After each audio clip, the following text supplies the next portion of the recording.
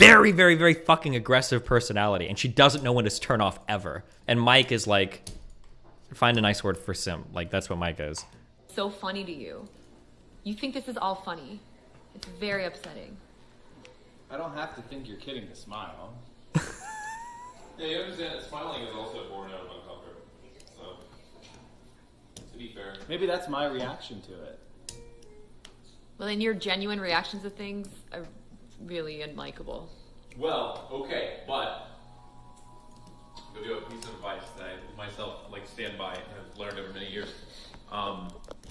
If you always expect someone to be like on your level and understand. How the hell should Mike respond to her? Mike shouldn't be in a situation with somebody like this because he's always going to get abused. He needs somebody that's like a lot more understanding or a lot more careful, I guess. But that's probably true of most people that be around Bad Bunny. Being around somebody like this is very, very, very difficult because she never, ever, ever turns off, and she's super hardcore all the time. It's like a very.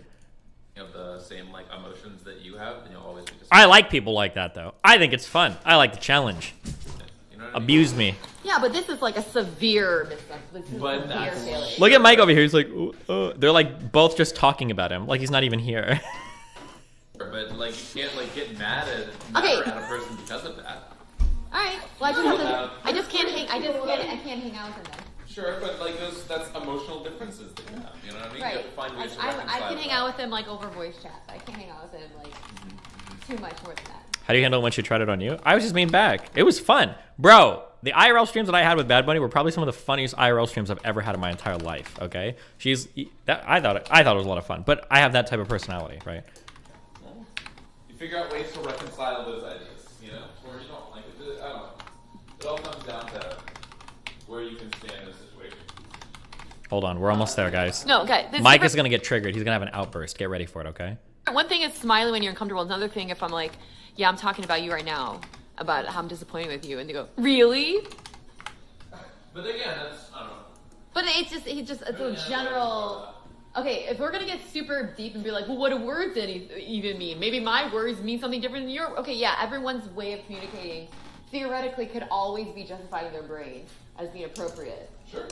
But that doesn't stop you from having negative reactions to people's different Absolutely personalities. not. I'm just giving you a tool to deal with it. I'm not saying that that's how society works. I'm just telling you how I deal with it in my own like dealings.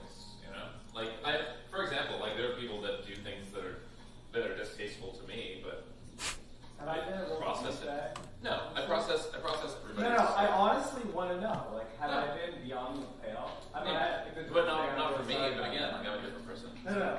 I'm really sorry about the door thing. No, I don't give a shit. The problem was I'm going to make excuses, but I was like I couldn't step out of the car. It The literally, seat was but so far back. you have to understand that literally most things don't matter to me. So That's what. that's not. Yeah, that's literally a thing that doesn't matter to me. I don't know. I'm not like a halfway type person. Like I've had people that have like stolen $1,000 from me. Those are things that bother me. Like, Oh, I would never do that. Like Yeah. the thing about me is I'm either in with you or I'm not. mhm. I'm not a like lukewarm person. Sure. So that's just the way it is. Yeah, So what does that have to do with anything you just said with the car door stuff? Huh? And the thing about me is I'm not lukewarm with people. What does that have to do with what you were saying to Lucid? No, you're just talking about like his different way of like dealing with people. I think there was a segue away from that idea, right? Hold on, guys. It's coming. Yeah, I don't know. Mike's just telling her. My hands are red. Look how red my hand is. Isn't that weird? Well, no. Just I don't know. I always versus get the other. I Yeah. pushed. Okay, this is the best thing Nicole ever did in her entire life. Thank you so much for turning the camera at least. Thank you, God. We could have missed out on the best content of the year if she wouldn't have been wise enough. Too late on this one. The granite. Yeah. Here it comes, That guys. just feels good. Yeah. Just feels good. What did you just do? Why is this couch now moved? Did you just hit the couch? I just nudged it. Oh shit, they're here. I'm sorry. I hate both of these people, so we're gonna reminisce for a little bit. Okay. The volume on the phone. It's off. This is Why their don't you let them go? driving together. They have the legal right of way. Weren't you a lawyer? That's right. I broke the law. That's why LA has shitty drivers. All the people who can't drive for shit come here to visit. I have not done anything that was shitty. Let's just say it's a big street. You know, What? I said you didn't give the passenger the right of way. They had the right of way. Yeah, but they were going over. No, they weren't. I saw. I was here as well. I was right next to you. Well, we had a red light on this major street, so I was making an What? aggressive move so I could get over, cross the traffic. Unfortunately, that's not how the law works. Yeah, it's true.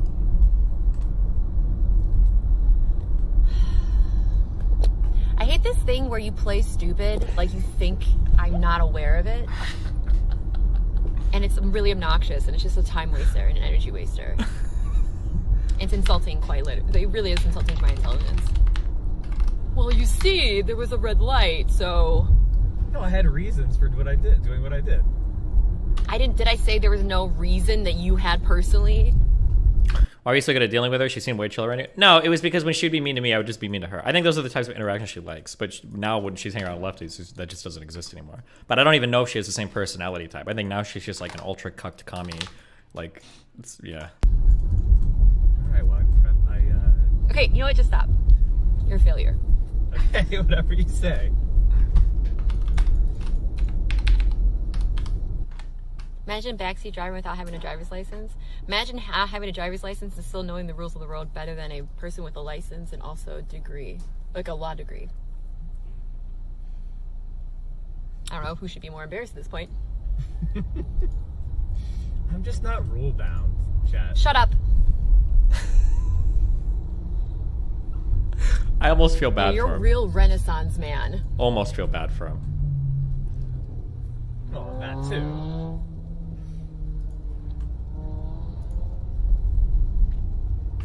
Bar or, Yeah, I don't know. We didn't go to the bar. It just took us Did you to pay the- for parking? Or did you not pay for parking?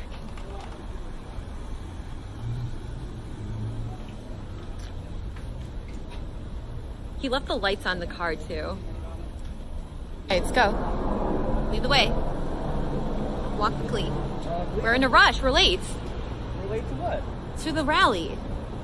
It started 2 minutes ago. Oh, God, it's like talking to a child. I didn't realize that you're so... Your la-di-da attitude is why we missed our drinks. You realize that, right? La-di-da attitude? You just said what and realized we're trying to keep on schedule. We were already an hour late. At what point were you going to inject urgency into this evening? Are they still friends? No, Mike hates her now. I think that she's part of the reasons why Mike went so hard in the weird. I think she broke him. Also, Jameson's been waiting on us for an hour now. I was ready to go whenever you were. You were streaming at 6 o'clock.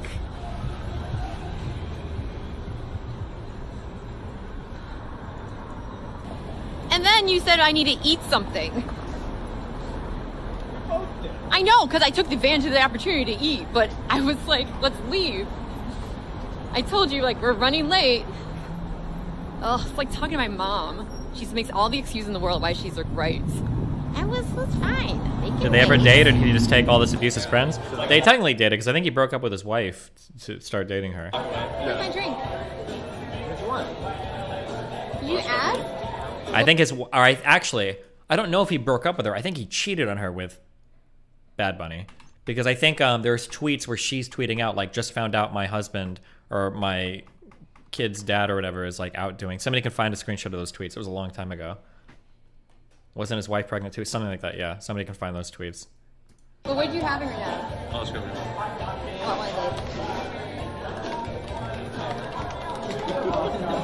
He drops change, makes a scene, and didn't even fucking get me a drink. Asshole. Amazing. God, there are so many good clips of them. This is like my favorite on-stream relationship. That's fine. The first time Mike tried to touch her in public. That's fine. I think that's fine. So if a guy pays for my tab, I think I'm getting your attention. feel like I touched like a vampire touching holy water. Can I help you? Well, I think they want to go in.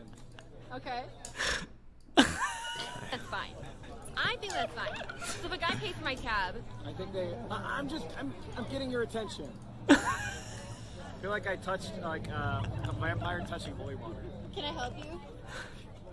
I think they want to go in.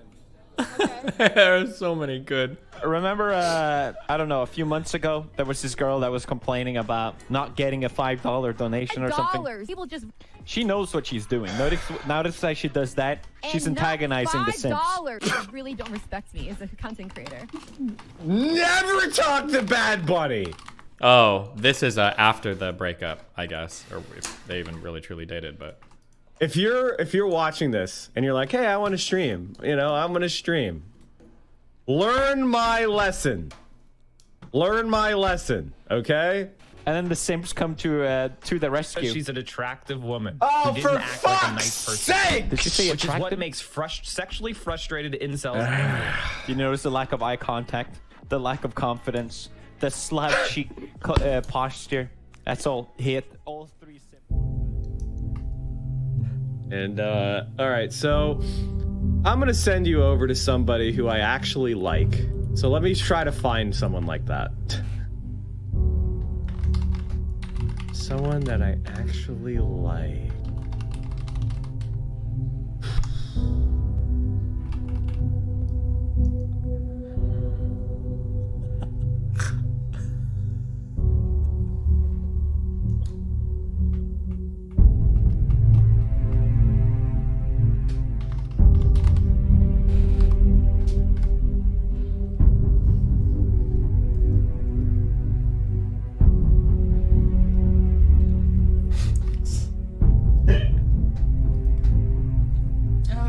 Mike from PA shit.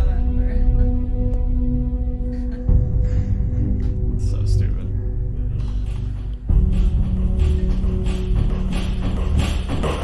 Okay, everybody wants politics. That ain't happening there, Hackstock. That is never happening again. You can find your way over there on your own. Remember, I don't know, a few. oh man. People want to know why we hate Mike from PA. Did you know about the bot in her Discord that was called like the Fagatron 9000 or whatever, and that would call people the F-slur whenever they left her Discord? I don't remember, maybe, but there's a few political memes I wanted to go over. There was a whole video. Political commentator said 34 minutes. Me and Mike were fighting a long time ago at betting about who would win the primary in Iowa or some shit. I don't remember if I was betting on. I think it was just for or against Bernie winning. I might have been voting on, or betting on Buttigieg. I don't remember, but oh, dude, there are so many good Mike memes. That guy is just like a fucking loser. There's just so many. There are so many good ones. Like, No, you're not Josh.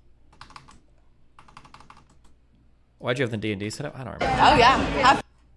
But anyway, I can educate people about Bernie Biden electability argument. That's the who will win. Yeah, I don't want to watch like a 25-minute video on this. We're already like on a diversion of a diversion. Who I want or who's gonna win? Oh my god. He used to hold over my head the whole time that I played video games and talked about politics, and he's like, oh, I know so much more than you. And he was like wrong on every prediction he made. And he even took back his bets. Didn't you bet on Biden? Yeah, I mean, like, I don't remember. It was anywhere from like $5,000 to $10,000. I had a $3,000 bet out with that one poker dude. And then I made a few thousand with Mo, but that was like the night of. I don't remember all the, it was somewhere between that. Who I want or who's gonna win? Who you think is gonna win? Fuck. I think Biden. Gun pointed to your head, you have to pick one. Who I want or who's gonna win? Who you think is gonna win? what an idiot! Fuck. What an idiot! What a stupid fuckhead! What a moron! What a dipshit! Good one! Hey, and you can't say he wasn't informed, because 2 months ago I told him for 3 hours why Bernie was gonna beat Biden. So, it's not like he hadn't heard the arguments, he just has bad judgment. One more time, for the people in the back. I think Biden. than it should be. Does anyone have anyone have like? Okay, hold on. We need some Curb Your Enthusiasm music. Hold on. And it's so funny too. Like the funny thing is that his analysis here was so flawed because I think, something correct me wrong, I think the reason why he was so hype on Sanders was because Sanders had just come out of Iowa and New Hampshire, or was it just Iowa? And so he's like, oh my God, like he's gonna like destroy him. And it's like, bro, these are like insanely white places. Like, wait for Super Tuesday, dude. Like those black states, these black people do not like Sanders, but these guys all deluded themselves into thinking people of color love Bernie Sanders. And if he did well in Iowa, of course he's gonna kill Super Tuesday. But obviously they, just so stupid. It might have been after Nevada too, maybe. Yeah. We're gonna do this one more time. We're gonna make this a clip. Who I want or who's gonna win? God, he was You so look like you dumb. need to talk to IRL. That's why I have. This whole clip was just I'm chug it. him taking his bet back when he started to realize that Bernie wasn't performing as well as he thought he would. You want one? On Iowa, he said that Pete Buttigieg rigged the caucuses. Oh my God. Yeah, I believe in you. I remember dunking on this dude too. This tweet is from a suspended account. I wonder if that was my refilled the tweet. Fridge, so if you ever Because this want- might have been when I had my other Twitter account. Wow, this is bad news for Bernie Sanders when he runs against 3 people at once in the general. Okay. Ugh. And then how quickly these tweets changed to, I can't believe everybody else dropped out and now all the votes went to Biden. Oh, interesting. Everybody Being made like fun of my me mom, for and this my shit. mom's Fuck being you, like losers. you. I wonder if she likes me. I don't know. Anyway, maybe sorry. she doesn't. It's so intimidating. You guys Click on the literally tweet talk reply, it will show an compliments about at each other of all the time. was. Shut up. Wait, will it? It's sickening. You guys give each other more compliments than we give each other. Okay. Oh, the pub You oh just no, it was chill. somebody else, not me.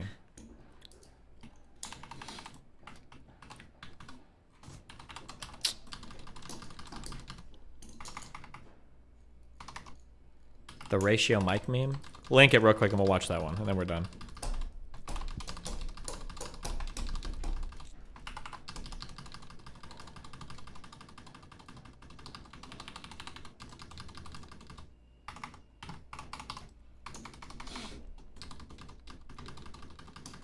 Link it.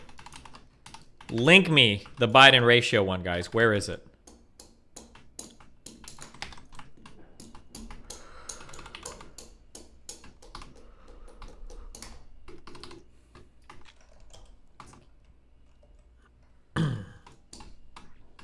We're waiting, okay. It's coming.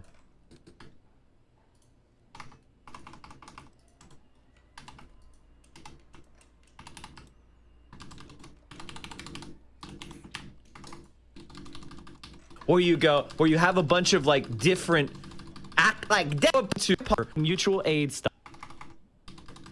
Is this it? Or you go, No. Oh god, we don't have the ratio one. Where are the linkers at? Sana's making fun of the queen stuff. Yeah, no shit, dude. It's like it's time to be... This is like where they pretend that they're edgy, but they're edgy in like the most politically safe way possible. So like he'll say things, oh no, like, bro, I'm really edgy. You know, I made fun of 9/11 and the queen dying. But it's like, yeah, good job, dude. It's like the progressive line, hook and sinker. Like, you're not being edgy. Like, it's like the most corporate safe, like politically safe messaging in the fucking world.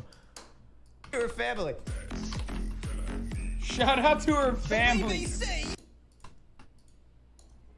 Oh, you stupid face. It's about trying to exercise power. And my politics is a socialist. Wait, oh no, we don't have it. Meanwhile, the Oh, here it is. Okay. So he thinks that he's ratioed somebody hard on Twitter, which is, you know, as we all know from Kevils, the most important thing in the world you can ever do. So, Joe. hold on. Let's see if we can find this.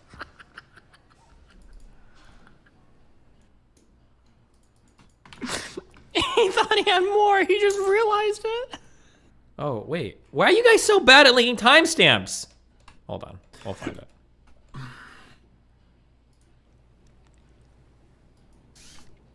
You dumb fuck.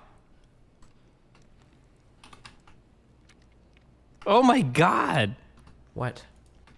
What? It's usually get between like 200 and 500 likes. That's decent engagement. I'm a smaller Twitter account. I post earnest tweets, not jokes. I'm doing pretty well on Twitter. That's fine. To get 802 likes on a reply is hilarious. As meanwhile, the Oh no! He didn't rehearse this. He thought he had more. That's so awkward. He thought he had more. He just realized it. Oh no! Play it again. Do you see what he's gonna? Meanwhile, the main one only got 100 likes, and he fucking. Account. I post earnest tweets, not jokes. Play it again, I'm Destiny. doing pretty well on Twitter. That's fine. To get 802 likes on a reply is hilarious. From your As meanwhile, the hard-working job. That's all I want, and that's all I ever will want. You can't And stop then me. I posted. Then he apparently deleted the tweet. This was my reply to the original. Awkward. Okay, we're done. We're done bashing on Mike. He's too easy to bash on. Christ. Let me go warm up some food real quick. Remember to like and subscribe and follow my YouTube, you fucking losers. You clowns. You fucking mongrel. Wait, can you say... Are we still allowed to say mongrel? Or is that racist now? I don't remember. One sec.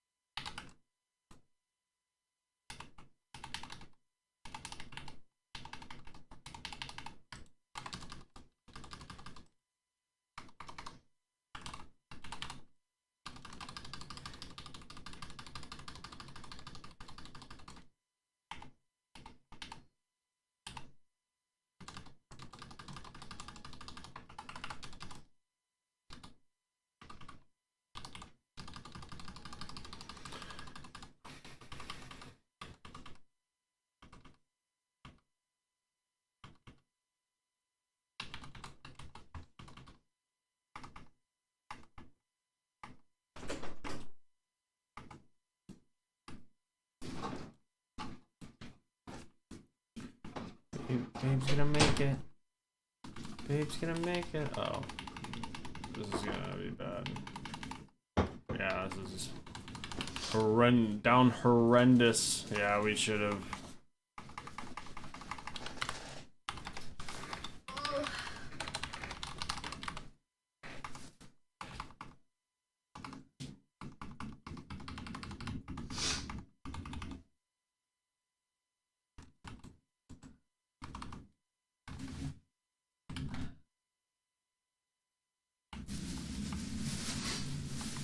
Crinkles.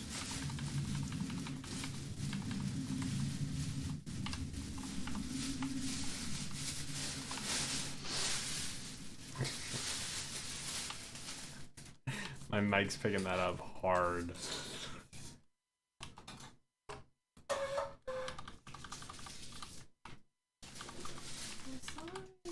No, you're fine. I was just laughing. Like, Jesus. It was like crinkles when I'm working. I was like, I don't know why mics just pick up that frequency like crazy. But it was like, I was literally like, I was like, Jesus, fuck.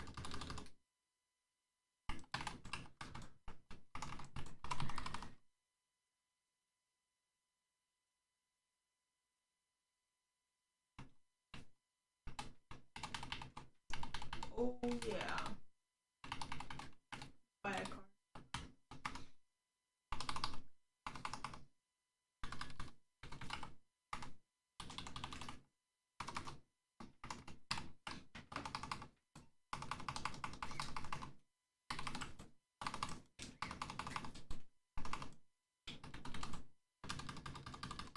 Absolutely true.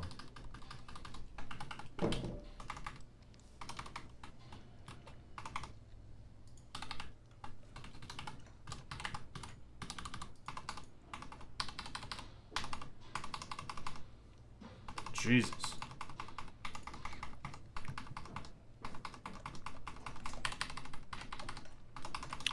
Everyone in this tweet hates you. Keffels, Hassan, Vosh, was a Mike. big Oh my call. god! That was kinda greedy. It's like the fucking It's very Infinity Wars dungeon. of shitty online political commentators. Like, we don't have to do a double poll down there. That's a pretty heavy ask. Dude. But We can if apparently there's this a was lot just of like stuff lost that on was Xander Hall. He stuff. just like doesn't understand what like having a bit of a laugh is. So just to explain like why Kira might have made a joke about this, there is a certain sect of Twitter where streamers absolutely pop off about the fact that even saying that you are a streamer or mentioning that you might stream at all in another streamer's chat is the worst thing that you could possibly do, and you deserve to be banned from the community for doing that. It's absolutely ridiculous. I have so much to say about streamers who just don't like self-promo, but that's for another fucking time. In all honesty, I think that this was a bit of banter in an attempt to make friends with Xanderhol, who she clearly had heard about previously and knew was a streamer. Then our man Xan says that she started ignoring his messages. Now, listen, Kira's chat goes at 1,000,000 miles an hour, compared to me anyway, and I find it hard to read all the messages in my chat, and I've only got like a half or even a third of what Kira's chat and viewership has been at some points. So that's that explained. He then says that when he realizes that he was blocked by her on Twitter, he went to her stream to ask her while she was live about why he was blocked on Twitter, and he got banned from the Twitch chat too. After which someone told him that she tweeted that she knew that Xander Hall was a creepy debate bro weirdo. And of course, personally, I think that's an absolutely fine reason to ban anybody from your community. Damn. Now, what's really fucking frustrating here is that Xander Hall, again, does no self-reflection. To be clear, I'm pretty sure... Doesn't she get like 200 viewers? Is her chat really moving that fast?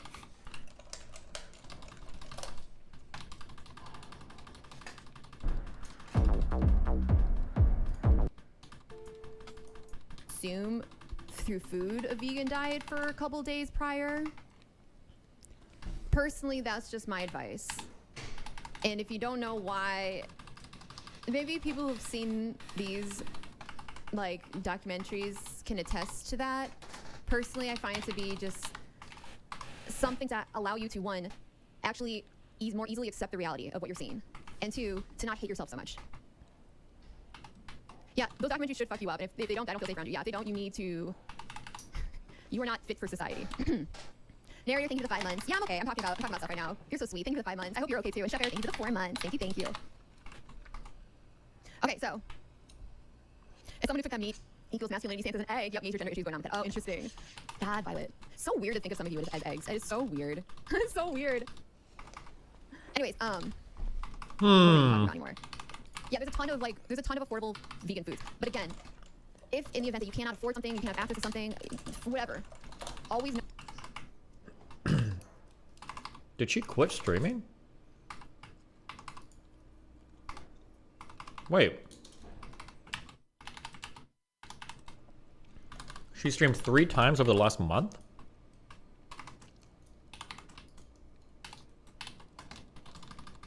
Oh, because she just does OnlyFans now. Based.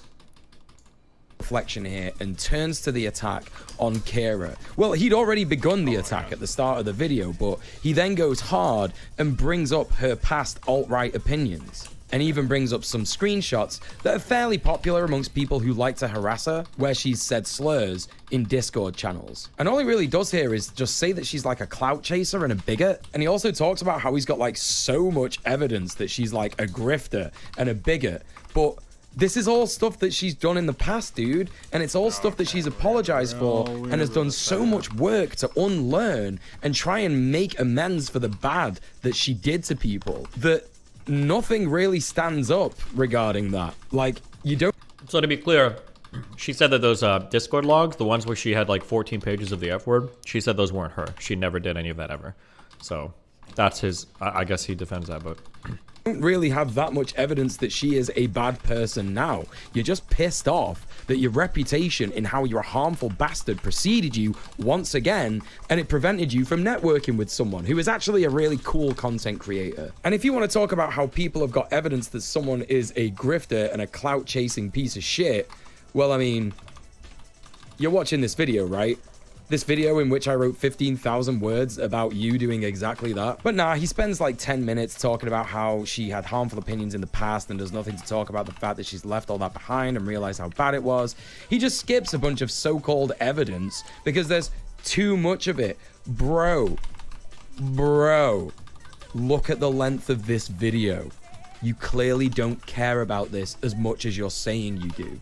Again, the point he tries to make here is that when people have had bad opinions in the past, you need to hold them to account forever. Despite his love of Hunter Avallone and other right-wingers who have denounced their alt-right past, even though the time period in which these people turned around was more recent than Kira herself. He then plays an old clip in which Kira says she would not have sex with or date a bisexual guy, which is something I, as a bisexual man, am very familiar with as an opinion. If a guy's like having sex with other guys, and then he's like, oh, maybe I'll try having sex with you. I'm like, Oh, he's bringing up some of the clips. Sorry, hold on. I had to post a banger meme. I'm here. Shit, I missed the past 20 seconds of this video. Let me listen again. I'm sorry. A bisexual guy, which is something I, as a bisexual man, am very familiar with as an opinion. Past. Even though the time period in which these people turned around was more recent than Kira herself. He then plays an old clip in which Kira says she would not have sex with or date a bisexual guy, which is something I, as a bisexual man, am very familiar with as an opinion. if a guy's like having sex with other guys, and then he's like, oh, maybe I'll try having sex with you. I'm like, Now, of course, the way that Kira says it here is problematic for many reasons, but again, we're missing the point that this is something she said in the past, and wouldn't dream of saying this nowadays because she understands the harm it would cause. And as a bi guy, I just want to say for anyone listening here, if this is something that you think, fine. I don't want to fuck or date someone who has an opinion like this anyway, and I'm not going to lose sleep about people having opinions like this when I know that there are plenty of people who want to fuck me or date me. But if you change your mind about that and realize why you said those things were bad, then of course I'm ready and willing to forgive you. This is a very popular opinion that people have about M-spec men. It's a common thing, and people are going to have this opinion because they've been conditioned to by the hierarchies of homophobia and the nuclear family that are imposed on us. It's not right, and it needs to change, and there's a lot of work that needs to be done. Would he ever give this much cover to somebody being racist? I'm so curious. To do that, but in the grand scheme of things, in terms of evidence you could use against Kira to point out that she's a hateful person, this is a reach. I also want to point out that someone in Xanderhal's chat here uses the command clipchimp, and Xan's chatbot responds with an emote and a cheeky little photographer's. Sorry. That archive was like, that was my proudest tweet. That was a legendary tweet. Fuck her, okay? Xan with the word clippers. Now, in Twitch lingo, these are phrases that imply someone needs to clip this content out of context and post it to r/livestream fails on Reddit, thus instigating harassment towards that person either on Twitter or on their Twitch channel themselves. Maybe they just want to clip because they want it preserved because they think it's a funny moment. Jesus, you're reading like really hard into that clip it thing. Remember, for 2 months, I don't know what you're doing with your live chat. You have hours of time to watch Destiny, not 1 like for the content you're watching. True.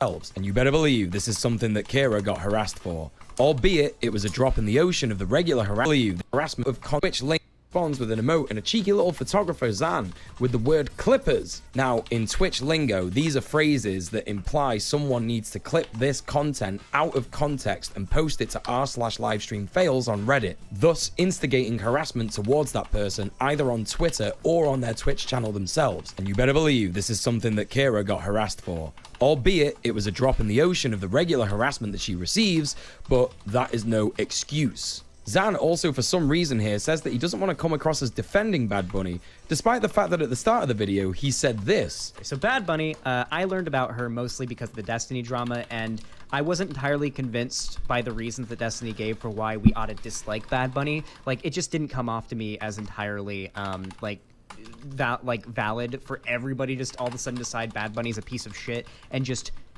disregard her and refuse to engage with her or anything like that or be friends with her just because Destiny says she's mean or whatever. Like, it just didn't sit well with me. If you value logic and reason, and that's a thing that debate bros love to talk about, then why wouldn't you take someone's good points along with the bad? Such as what I'm trying to do in this video. But check this out. Now, a lot of people over the years who have had criticism of Bad Bunny have said more or less the exact same thing. And I'll admit that I made a counter argument to this, along with people who would defend Bad Bunny, that people who have this opinion are probably just being biased by the fact that she's a woman, and that when a woman engages in this type of humor, it comes off as being bitchy or rude or as narcissistic or whatever. But when men do it, it comes off as suave or like, oh, he's kind of a douchebag, but he's funny about it, so it's okay because he's a guy. He's literally correct here, so why does he go back on it? I'll tell you why he goes back on it and calls her mean, because that is what his entire channel is all about. Drama. Wait, one more mic clip. I'm so sorry.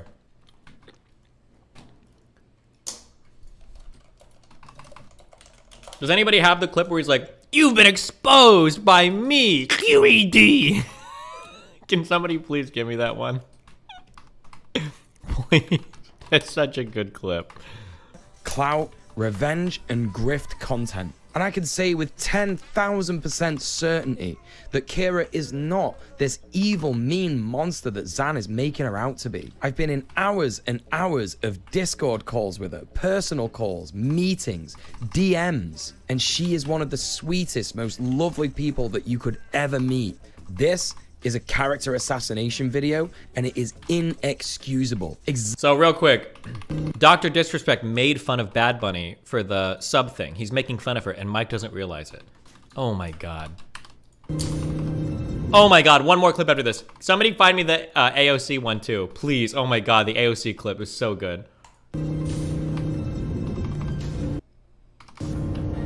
The thing is, wow, this only has 980 views, and it's from Dr. Disrespect, one of the biggest streamers on the platform. And nobody cares! It's almost like you're sexist! It's almost like you've been exposed right fucking now by me!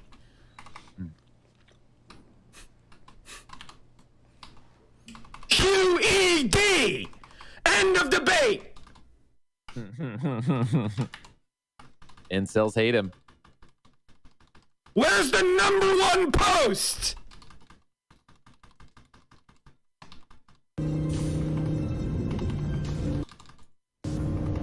The thing. Give me the AOC clip. I need it, guys.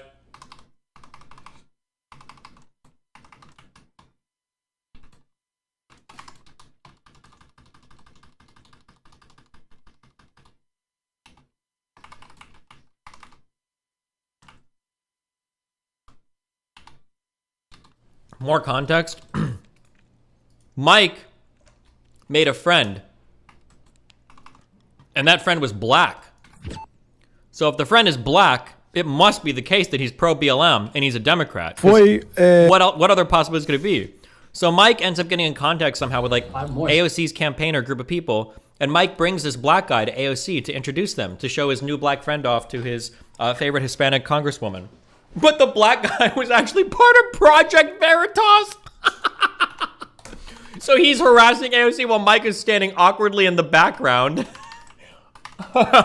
Awkwardly in the background. And when Mike talks about it on stream, he's like, yeah, I tried to get them to stop and go away. But when you look at the video, you're just standing there in the background.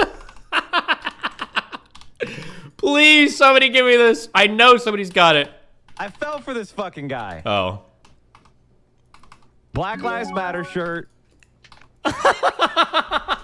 He's a black guy with a BLM shirt. Dude, you must be a liberal, right, dog? Holy shit. Are you down with the fucking resistance? True. He's black.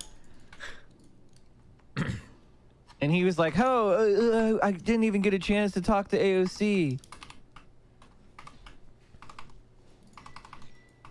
There's a better video clip of this. Fuck. Motherfucker.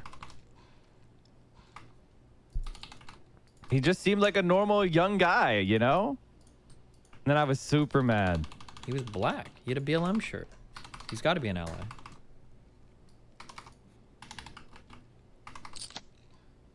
And I called him a scumbag. They edited it out. They edited it out. Uh-huh. I'm sure you did, Mike. I fell for this fucking guy. Black Lives Matter. Can we see this? please. Yes. I drove 1 hour just to let you know that I am a journalist with Project Veritas. Oh, And I would okay. actually like to ask you about some commentary that you said yeah, about okay, us. okay. You actually get to see the- that I gotta get to Charlie the Chester airport. from CNN was exposed as pushing propaganda and bias. We were creating a story there that we didn't know anything Online. Hold on. Where is he? I noticed you didn't say anything about that, but you said something He's back there. He's just standing there. about us online. Thank you so much. Do you even live in the Bronx, in the neighborhood you claim you're from? I think she lived here for a long time, so I don't know. That's what I had heard, but we haven't seen her. Nobody saw her, no. Yeah. Everyone in the community never seen her. We investigated that. Turns out There he is. Our good friend of the stream.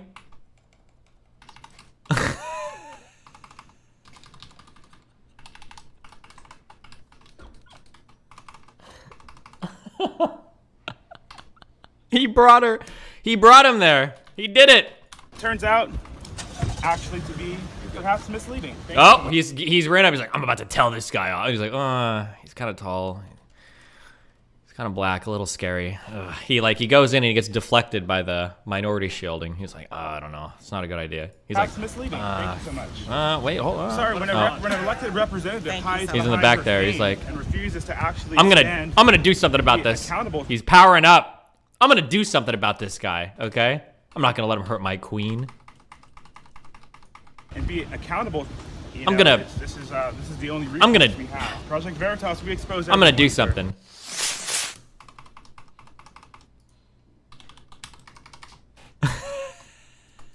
Maybe they just edited out the part where he stood up for her. Okay, sorry. Back to this. Zach. Was this real?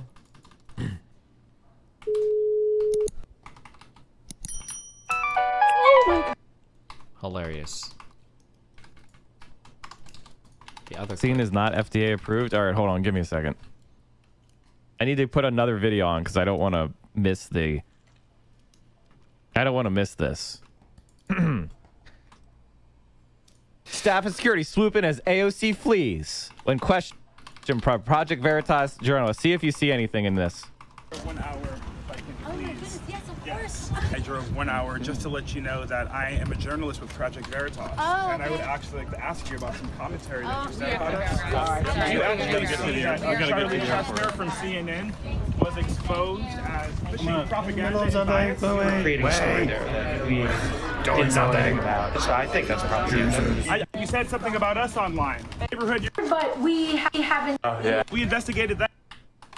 Okay, here it goes. Hold on, guys. He's gonna tell you what. Okay. He's gonna tell you what really happened. Even Hassan roasted him for this. It doesn't matter. It doesn't matter. I just don't want to fucking wear a mask at the gym, dude.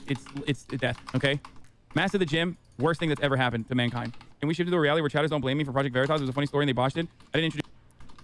Can we shift into a reality where chatters don't blame me for Project Veritas? This is Mike from PI right here. It was a funny story and they botched it. I didn't introduce them to AOC. Fucking chat. Introduce them to AOC fucking chat. Nope, don't believe it. We shifted into that reality already. Mike from PA. I can't believe you fucking introduced AOC to Project Veritas guy. I love that video, dude. Mike from PA in the background going. Oh, it's so funny. It's such a beautiful video.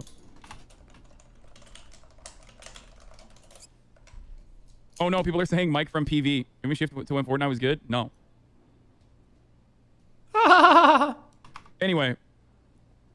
Okay, hold on. So. Might as well finish the hype train I started. Has right DSA Gasm has left. Let's go, Mike. Oh my goodness. Oh my god, the Urkel clip. We've got like the greatest hits. Hold on. Oh shit! I closed the Jimmy Dore thing by accident. I don't know what I got hit by. I'm gonna recap that. The gym. Where were we? Oh, experience. fuck! How far in were we? I know. My shirt was looking that great in that shot.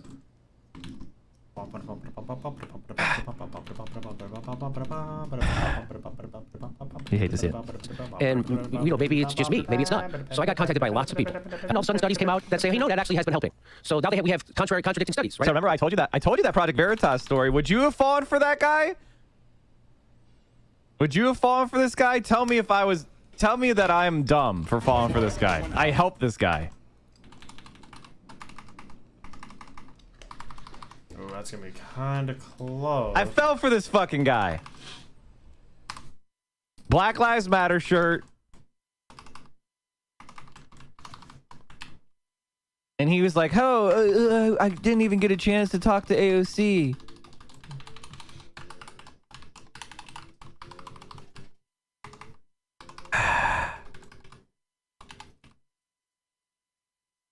Motherfucker. Oh, a melee. He just seemed like a normal young guy, you know? I think I DPS too quickly. And then I was super Like an urban mad. youth. We actually are so close to it. And I called him a scumbag. They edited it out. They edited it out. They edited out me calling him a scumbag. It was a Newsweek. I wasn't making it. I didn't pull it out of some crazy thing. It's an establishment mainstream news thing. I'm pretty sure it was Newsweek. And I tweeted it out and I said, hey, can we stop? Now, can we stop politicizing medical science? Can we get back to just doing medical science again and asking questions? How much damage did Trump do?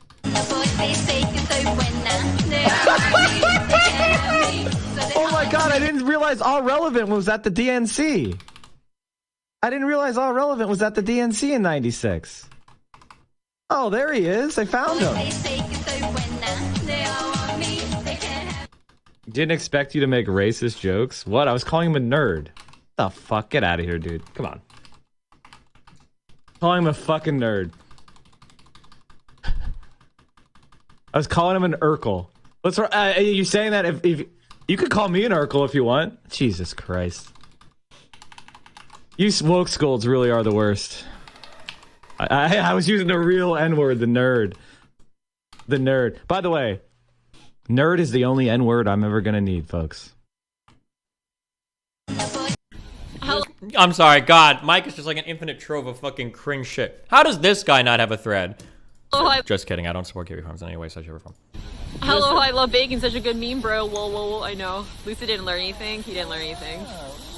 Lucid. Funny, are you really tall or is Mike really short? It's a little of both. So he is kind of a manlet, as you can see, but I'm 5'6.5". He also, what's telling is he claims to be 5'9" in person. Stop.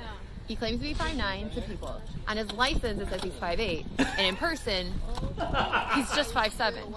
So like he's just constantly trying to like lie about his height. I'm padding my height. Yeah. How about Taco Bell black bean burrito? Vegan food? Do they have like? Yeah. Well, without cheese and stuff. Yeah. Oh my God.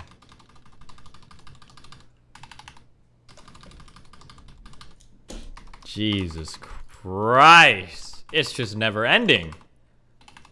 What is this? Listen to this. So all these fucking dudes that were at this bar were intimidated by the bartender. Am I wrong, Amy? Do you remember this? No. They were. You don't. Okay, Jesus Christ. All right. So there was this like bartender who was like LA. I went up to meet up with a bunch of people, and Mike was there, and it was Cake with us too, and I think Dan was with us, and I think Dan pointed out, he's like, "Oh, where's Mike at?" You know, the guy talks a lot of shit online, and I'm just curious if he's here or whatever. Dan is like, "Look!" And I turn around, and Mike has already ran half a block down the street. Dan's like, "Is that Mike?" And I'm like, "I think it is." And he like crosses and he's like gone, and I'm like, the whole group, we're all here. Cake, were you there? I think Cake was there too. All of us are like here, like standing here. The whole group is here, and he just ran away. When was this? This was like 2 or 3 Twitch concerts. I don't know. It was a while ago. Oh my God. Is that not a meme story? No, that's a real story. Cake was with us. He can confirm. Dan, I think Dan might have been with us too. Aaron might have been with us too. I don't remember who else was with us, but or that might have been 2019. It might have been Melina. It's not what some girl I was with. They're all the same to me at this point. Just kidding. Don't make those jokes. I will ban you for ironic misogyny or unironic misogyny. Don't make them. I'm looking out for them right now. Don't make. We're not doing misogyny here. We love women. Hey, if you're a woman and you're watching the stream right now, tell your women friends to watch the stream because we love and respect and cherish women on this stream. He's like, okay? oh, We I don't do. know who it was. It was probably Do like not Aaron or Melina. They're all the make same after a certain point. And then he's anti-women like, I'm joking. jokes, ironically he's like, or if unironic. anybody in We don't chat do that makes a misogynist, unironic or ironic, I will ban you. When are you banning cooming to women just existing? There is now a soft ban in place in that. Don't do that either. It's weird. unless they're specifically displaying themselves in a sexual context. Do not coom to them or make cooming things, okay? 5'7" isn't so bad, right, guys? Depends on how 5'7" you are. I'm 5'8". I'm really 5'8", though. I'm a strong 5'8". You know how I know I'm a strong 5'8"? Because I'm taller than every 5'9" and 5'10" guy I've ever met, okay? So it depends on what kind of 5'7" guy you are, all right? There's a lot of inflation going on, a lot of conversion problems going on with male height, I've noticed, when I'm meeting a lot of people. A lot of 5'10" and 5'9" guys that are suspiciously my height or shorter. I don't know why or how that happens, but Are you watching me? Hot, you know? And No, you don't they have were to. You're so right here. intimidated. I was gonna like, rewind I it wanted to to the get part. more French fries or some shit, or more ketchup, and they were like, "No, dude, oh, you It's never ending. What is this? Listen to this. So all these fucking dudes that were at this bar were intimidated by the bartender. I went up to meet up with a bunch of people. Dan pointed out, he's like, "Oh, where's Mike at?" You know, the guy talks a lot of shit online. I'm just curious if he's here or whatever. Dan is like, "Look!" And I turn around, and Mike has already ran half a block down the street. Dan's like, "Is that Mike?" And I'm like, "I think it is." And he like crosses and he's like gone. And I'm like, the whole group, we're all here. Cake, were you there? I think Cake was there too. All of us are like here, like standing here. The whole group is here, and he just ran away. When was this? This was like 2 or 3 Twitch content. I don't know. It was a while ago. Oh my god. Is that not a meme story? No, that's a real story. Cake was with us. He can confirm. Dan, I think Dan might have been with us too. Aaron might have been with us too. I don't remember who else was with us, but or that might have been 2019. It might have been Melina. It's not what some girl I was with. They're all the same to me at this point. Just kidding. Don't make those jokes. I will ban you for ironic misogyny or unironic misogyny. Don't make them. I'm looking out for them right now. Don't make. We're not doing misogyny here. We love women. Hey, if you're a woman and you're watching the stream right now, tell your women friends to watch the stream because we love and respect and cherish women on this stream. Okay, we do. Do not make anti-women jokes, ironically or unironically. We don't do that anymore, ever. When are you banning cooming to women just existing? There is now a soft ban in place in that. Don't do that either. It's weird. Unless they're specifically displaying themselves in a sexual context. Do not coom to them or make cooming things, okay? 5'7" isn't so bad, right, guys? Depends on how 5'7" you are. I'm 5'8". I'm really 5'8", though. I'm a strong 5'8". You know how I know I'm a strong 5'8"? Because I'm taller than every 5'9" and 5'10" guy I've ever met, okay? So it depends on what kind of 5'7" guy you are, all right? There's a lot of inflation going on, a lot of conversion problems going on with male height, I've noticed, when I meet a lot of people. A lot of 5'10" and 5'9" guys that are suspiciously my height or shorter. I don't know why or how that happens, but Use your adult words. be careful. hot, you know? And they were so intimidated. Like, I wanted to get more French fries or some shit, or more ketchup, and they were like, "No, dude, no, dude." And they were all like intimidated by the bar. And I was like, "What the fuck is wrong with you?" Is he trying to make it? Have I watched this before? Is he trying to make it sound like he went up and he ordered from a scary bartender? What? I just like walked up. I think we watched this a long time ago. It was very You don't Twitch want it? dude moment. I was like, "What the fuck is wrong with these people?" I definitely don't remember that. I was like, it's "You don't more okay, it's natural. fine." It's just something I noticed from the other dudes. I was like, "What's wrong with these guys?" He's so alpha. Does anybody have a thing where he said he went to like all 3 military schools and was like boxing and playing hockey like almost professionally? Does anybody? Fuck, I'm sorry, dude. We've got. Well, LA Hot is pretty hot, so let's be honest here. Yeah. Oh, it was an attractive She reminded- bartender. I think she looked like Scarlett Johansson. Remember to hit that like and subscribe and don't forget the notification. Okay, Moses. Remember when he said that everyone has run from the cops at some point? Oh yeah, true. BBC, I'm Irish. Come down to black and dance, come out and fight me like that. Show you what value and medals down in Flanders. Show her how the IRA made her run like hell away from the green and lovely lanes of killer. Jesus. Give me the. Oh yeah. When he was talking about debating, he was like, normally Destiny has these debate tactics, but I'm the alpha. I was the alpha in that conversation. We gotta stop with the mic clips, guys. We can't do this. Or we need to put them all in a Word doc and then like so that every year we can just revisit. Did you ever go over this on stream? Bayer campaign tips. Oh, weird. Are you a girl? I'm a woman, but Wow. The sick gene when it comes to maybe. Another 10 cringe from Bad Money. Oh, yeah. Oh god, I can't watch this. Stop. Break it. I'm gonna break it.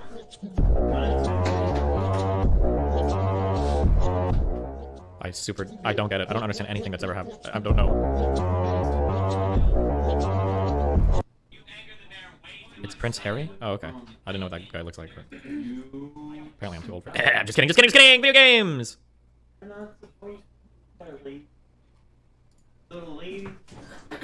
Oh, let me cut my VOD right here. Hold on one sec.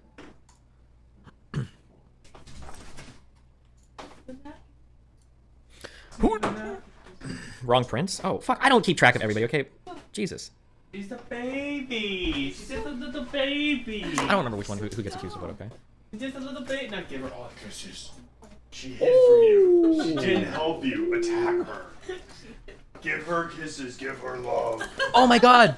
Everybody. Do you remember? Okay, this is the last mic meme. This is for real the last mic meme, then we're done. Coordinate. Do you remember when Hassan was taking part of that hashtag day off Twitch? And Mike decided to stream that day for like 12 hours? He was an actual scab. He actually scabbed so hard. And the thing that made it so funny was that Mike got in huge trouble. He got banned from Twitch for a day because he actually leaked his own. There was a scab list of airline pilots. Back in December 2020, Mike. Oh wait, oh this is the whole thread. Oh my god, I was such a good tweeter. Hold on, I think I documented all of this.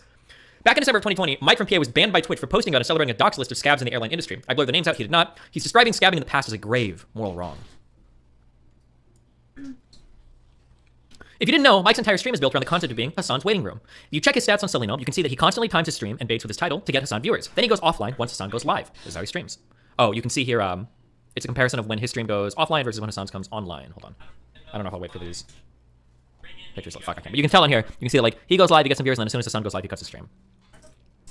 So you can see here, he goes live, he's picking up viewers, and then Hassan goes live, he cuts his stream. Well, what did Mike do when Hassan wasn't going to stream during the day off? He decides to not only stream, but stream even longer than usual, trying to capitalize on all of Hassan's viewers that aren't able to watch him. This is literally the pinnacle of scabbish behavior. Fuck, this takes so long to load. Oh, this is the 3rd of September last year. It is almost our anniversary. What's a scab? A scab is somebody that works during when other workers are on strike, basically. So if you're trying to be on strike and then other people are working, they're fucking your strike up. Don't worry, it'll load for eventually. Actually, while that's loading, let's detour with another one.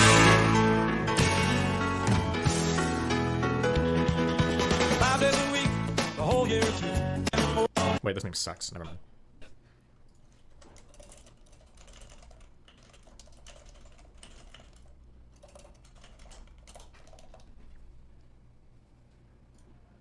Did these images not load? Oh, that loaded it. Oh, so here you go. So you can see that, like, normally he's streaming for... Ooh, it's hard to tell. He'll normally cut his stream off, like, towards the middle of the day here, I guess.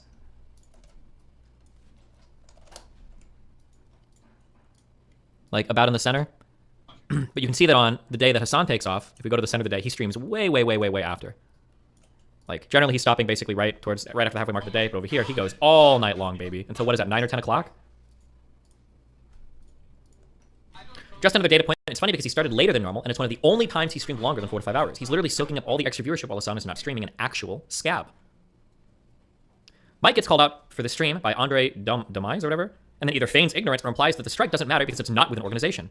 Why are you streaming? Is there a reason I shouldn't be? Hashtag day off Twitch. What organization is that?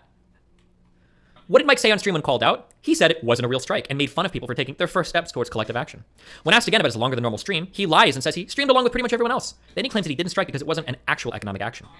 The funny thing is, though, is that when Mike was pushed to do actual economic action before, he pushed back and claimed that supporting things like mutual aid would kill his channel. Even his chat plus other broadcaster, Lucid Fox, thought his position was indefensible. Who's got the link to that clip? It's also strange because he's called out other leftist creators that did fundraising and charity as not doing real charity and just called them all self-aggrandizing fests and virtue signal events.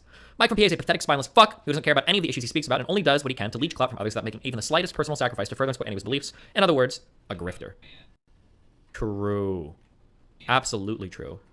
Good Twitter recap. Wait, where's the Lucid Fox clip? Give me that one. That'll be our last one.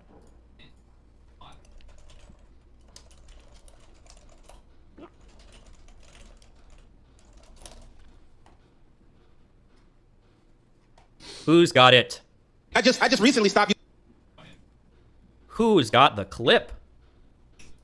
Involved in the process. Seems like that might be more fruitful than having another one of these discussions that does nothing. Okay. The reason why people organize around presidential elections is because they get tens of billions of dollars of free media. It's a unifying election that everybody in the entire country knows about, and it gives us a common language that we can reach more and more people. If you go into mutual aid stuff, that is inherently a very local action. If I go and do mutual aid shit, my audience will go from thousands of people to 50 people. What? Because they're going to all be in their own communities doing local actions and not doing anything that's oriented towards national politics. I love the mask off moment. It's so fucking funny. What? This is a defeating. And also, can we be real? Why would I want everybody off in their local communities working on shit? And also, can we be real? Who's gonna turn? Can you show me the mutual aid streamers of people that just sit there discussing mutual aid all day? What are you talking about? You can diversify your content. You can talk about more than just that. What? Okay. Okay, guys. I mean, if it's just.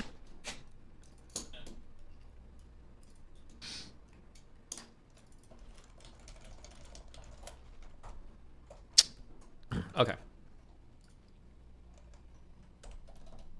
Anyway. Who's the guy speaking with? Lucid Fox, another comic guy that hates me. Balaklia was under Russian occupation for 6 months. It's how the real liberation looks like. I listened to local people in the video and think how many unknown war crimes all those people will find there. Все добре, все добре. Молодці!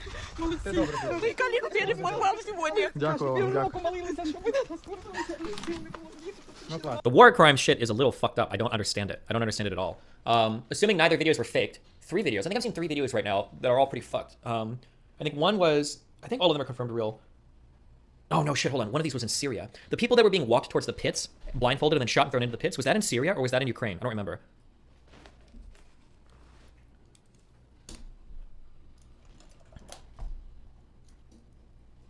Does anybody remember? I think that was Syria.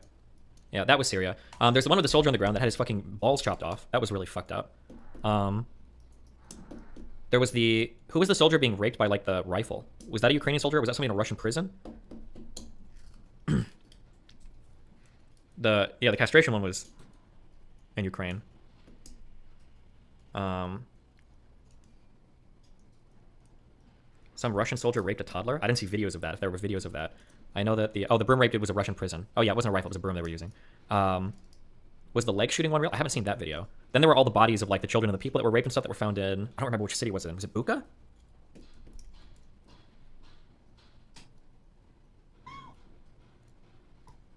Busha? I don't know how to pronounce it. By the time of the castration one, there was a POW prison bombed by Russia, and there's images of charred corpses on the beds, and it was all the POWs from the Azovstal steel factory. Oh, I haven't seen that. Dude, it's kind of crazy that I can't get a fucking decent junkyard. Yeah, the one with the pit was a Syria thing. That was wild, dude. Jesus. What were there, like 20 or 30 people killed on camera for that? I'm sorry, more? 41? There's been a lot of wild videos coming out recently. Jesus. Horrifying moment. Russian troops gunned down and killed 2 unarmed Ukrainian men after asking them for cigarettes and then loot their office. A group of Russian soldiers gunned down 2 defenseless Ukrainian civilians. Blatant war crimes took place. Oh, I haven't seen that. We saw videos of the, was it the community center or whatever getting bombed by missiles or whatever? I think we saw that one. Was that in Kharkiv or was that in some place to the southeast? I think that was in...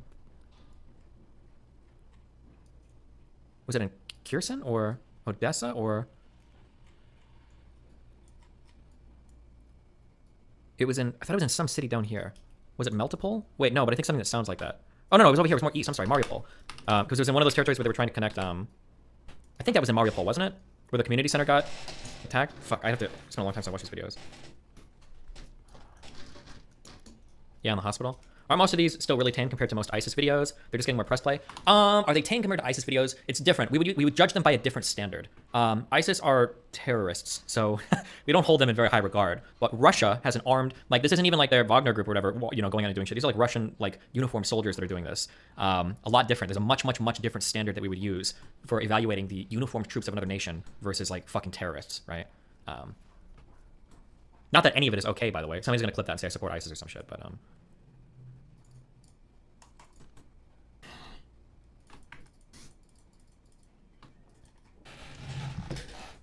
ISIS had insane levels of production quality during their heyday. Those are some crazy detailed vids. Yeah, the ISIS vids are pretty fucked up.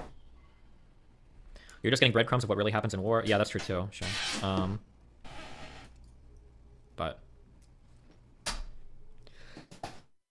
it's getting hot. I know. Hold on.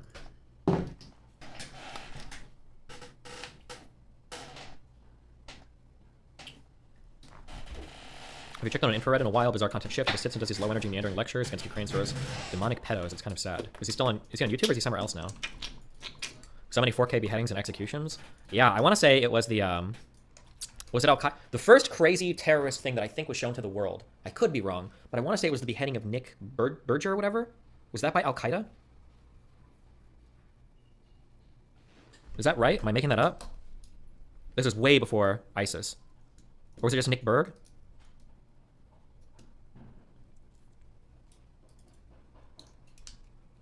Remember when Nick wanted to take a bet on Russians to take the Donbass? He should have taken that bet. I don't remember if I did or didn't, but... Destiny, down bad. Whoa, Patreon let off their entire security team. Wouldn't trust my data there. Also, there's some amazing telescope up. Wait, what happened? Is Patreon going under?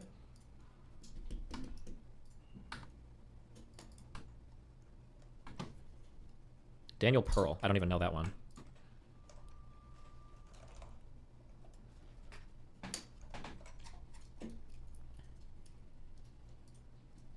More tech layoffs? Good. Tech has been getting way too much money recently, okay? Tech is fucked, okay? You motherfucker. People in California are hiring these kids, 19, 20, 21-year-old motherfucking programmers, okay? For $250,000 a year TC. Unbelievable, okay? You tech motherfuckers are riding high, okay? We need less fucking losers, okay? Programming random fucking bullshit apps, and we need more people working in hospitals, okay? Get these kids the fuck out of here, all right? Congratulations. You worked on one project when you were 14, and now you're getting hired by some fang bullshit, making $260,000 a year, okay? And you don't even have a real job, and you work from home, and you work like 2 hours a day. Fuck you. Fuck the tech bros. They've risen too much. They've grown too powerful. We need to take them down, okay? We need to take these tech bros down. Unbelievable.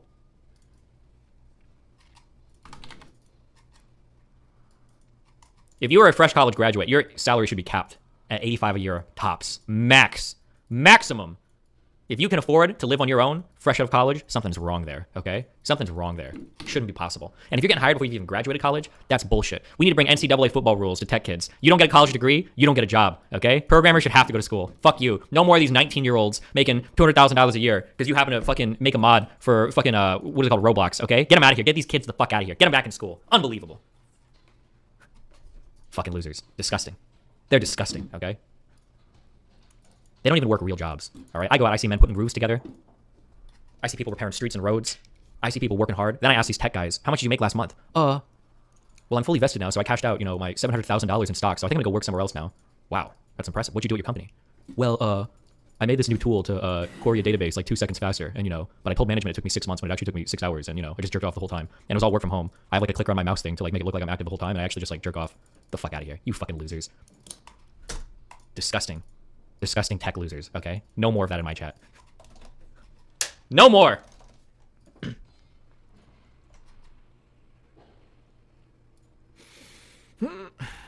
Check Pokey's Twitter.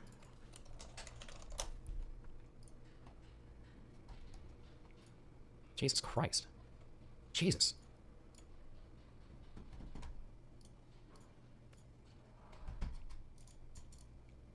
Also, if you're a tech bro and you're tier 47 in my chat, I fully support you. Let me grab another ribbon 1 sec.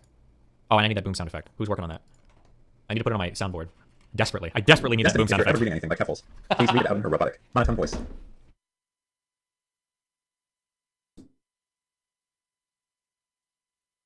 Thanks for going on these flowers. Everyone here is a piece of shit.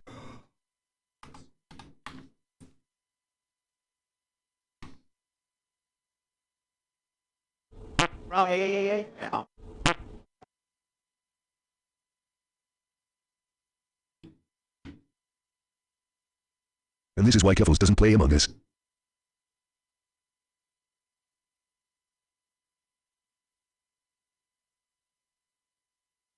Steve Ann, God bless the Queen. She was a Coke in a world of sprites.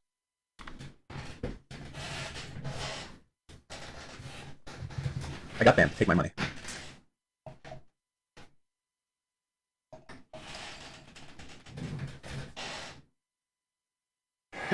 Man, uncanny destiny.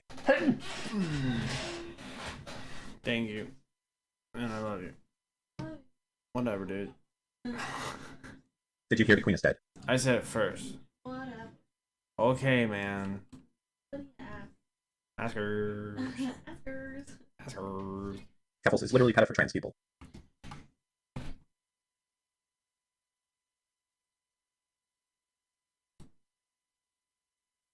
Let the hate flow through you.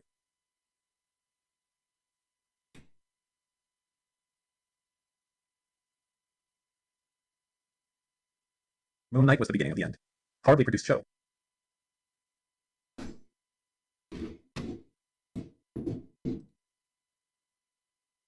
I have $100,048. Here's the change, so I'm at 100K only.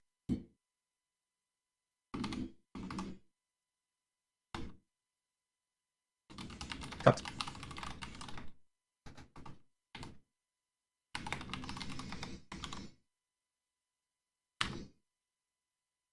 Re-unban me.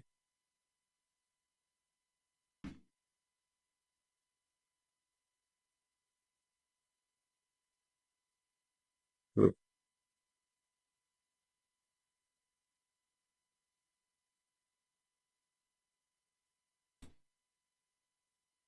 I hate Monarch's screen. She banned me for it.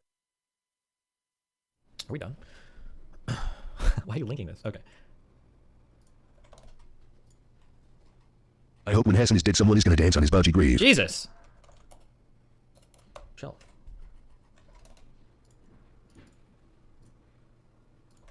Okay.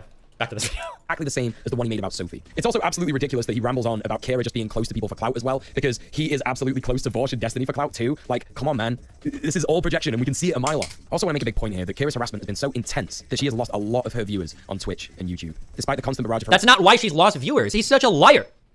What a Weasley little liar. Wait, hold on. I just want to this. What a Weasley little liar, dude. Somebody tell me he's still lying. harassment that she gets doing her job on a daily, no, hourly basis. She has been steadfast in her left-wing opinions, and she is always doing her best to unlearn the harmful behaviors that she had in the past. And she does all this despite the drop in clout that she is supposedly farming from having pretend opinions on the internet. I mean, come on, people. You can clearly see that this is absurd and has no basis in reality. It is simply the systematic destruction of a woman on the internet simply because she chose to be outspoken and make political content. Cringe. Seriously, if you're watching this and you have any empathy or sympathy for Kira's position at all, please go and show her some love. You won't regret it. She is more than worthy of your time. So there's a little rule of three that I'm trying to bring into my content here, and I'm going to try and stick to that going forward. So I'm going to finish this video with a third and final, and perhaps one of the worst character assassinations that Xanderhal has done on his channel. Uh-oh. And that is of his ex, Lani. Oh no. Not Lani. Oh boy, this is a lot. Strap in, everybody. Lani, aka Pastel Leftist, was Xanderhal's partner for 2.5 years, according to the twitlonger she posted about him in July of this year. She describes how one day, a few weeks before the time of the twitlonger, he dumped her via text for apparently lying, stealing, and cheating on him, which is already extremely shitty behavior. Lani says all of this. Wait, what? Bro, the bias. What do you mean? Is it really that horrible? It doesn't via text, depending on what's happened? Come on. This is completely untrue and has no idea where he got all this stuff from, but thinks it might be because a car was broken into one time and all that the people who stole stuff left was his debit card, which he already had permission to use to buy groceries and stuff like that. Lani also goes on to say that Xanderhal has refused to talk to him about any of this and claims that she was a master manipulator, also implying that she sold all the stuff that was stolen from a car for drugs. He demanded that she come home from work and pack all of her stuff, including her 13-year-old cat, into her Ford Focus and leave immediately, which is of course an absurd thing to ask someone on such short notice. She had to move out and couch surf and sleep in a car for a few weeks before she could finally go home when she realized her room had been trashed and Xanderhal had left with her cat to go and live back at his mum's house. So she moved back into their old apartment and was obviously trying to deal with this sudden shakeup in her life, her happiness, her security, when Xander Man shows up without her cat and told her he was ending the tenancy on the apartment and she needed to move out and be gone the next day. Lani unfortunately was arrested while she was trying to find somewhere to live, as unfortunately she couldn't afford to pay the upkeep on the tags, which is vehicle registration for non-US viewers, on her car, and one of her friends had drugs on him when the cops pulled them up and she had to spend 5 days in a cell. When she made a phone call, she found out that Xanderhal and his mum had completely blocked her or were ignoring her calls. And when she got out of prison and someone managed to take her home, she found out that the locks had been changed and she had no way to get into the apartment. This meant that she was homeless and had none of her belongings. So let's recap real quick. A 2.5-year relationship, the guy ends it out of nowhere via text, claiming that she's doing drugs and stealing from him, literally makes her homeless, and what does he have to say for himself? First things first, gang. I just want to say that making content about your breakup is an extremely ghoulish thing to do. Okay, like making a tweet, going off on a Facebook post, or even an Instagram story is kind of a normal human thing to do. But a 50-minute YouTube video. Not just a 50-minute YouTube video, a 50-minute YouTube video where he is trying to say that he made her homeless for a good reason, and that she had tried to frame him, and that he was trying to debunk some kind of conspiracy against him. So my policy on this is like, once things are public, they're public, and you kind of have to deal with it publicly.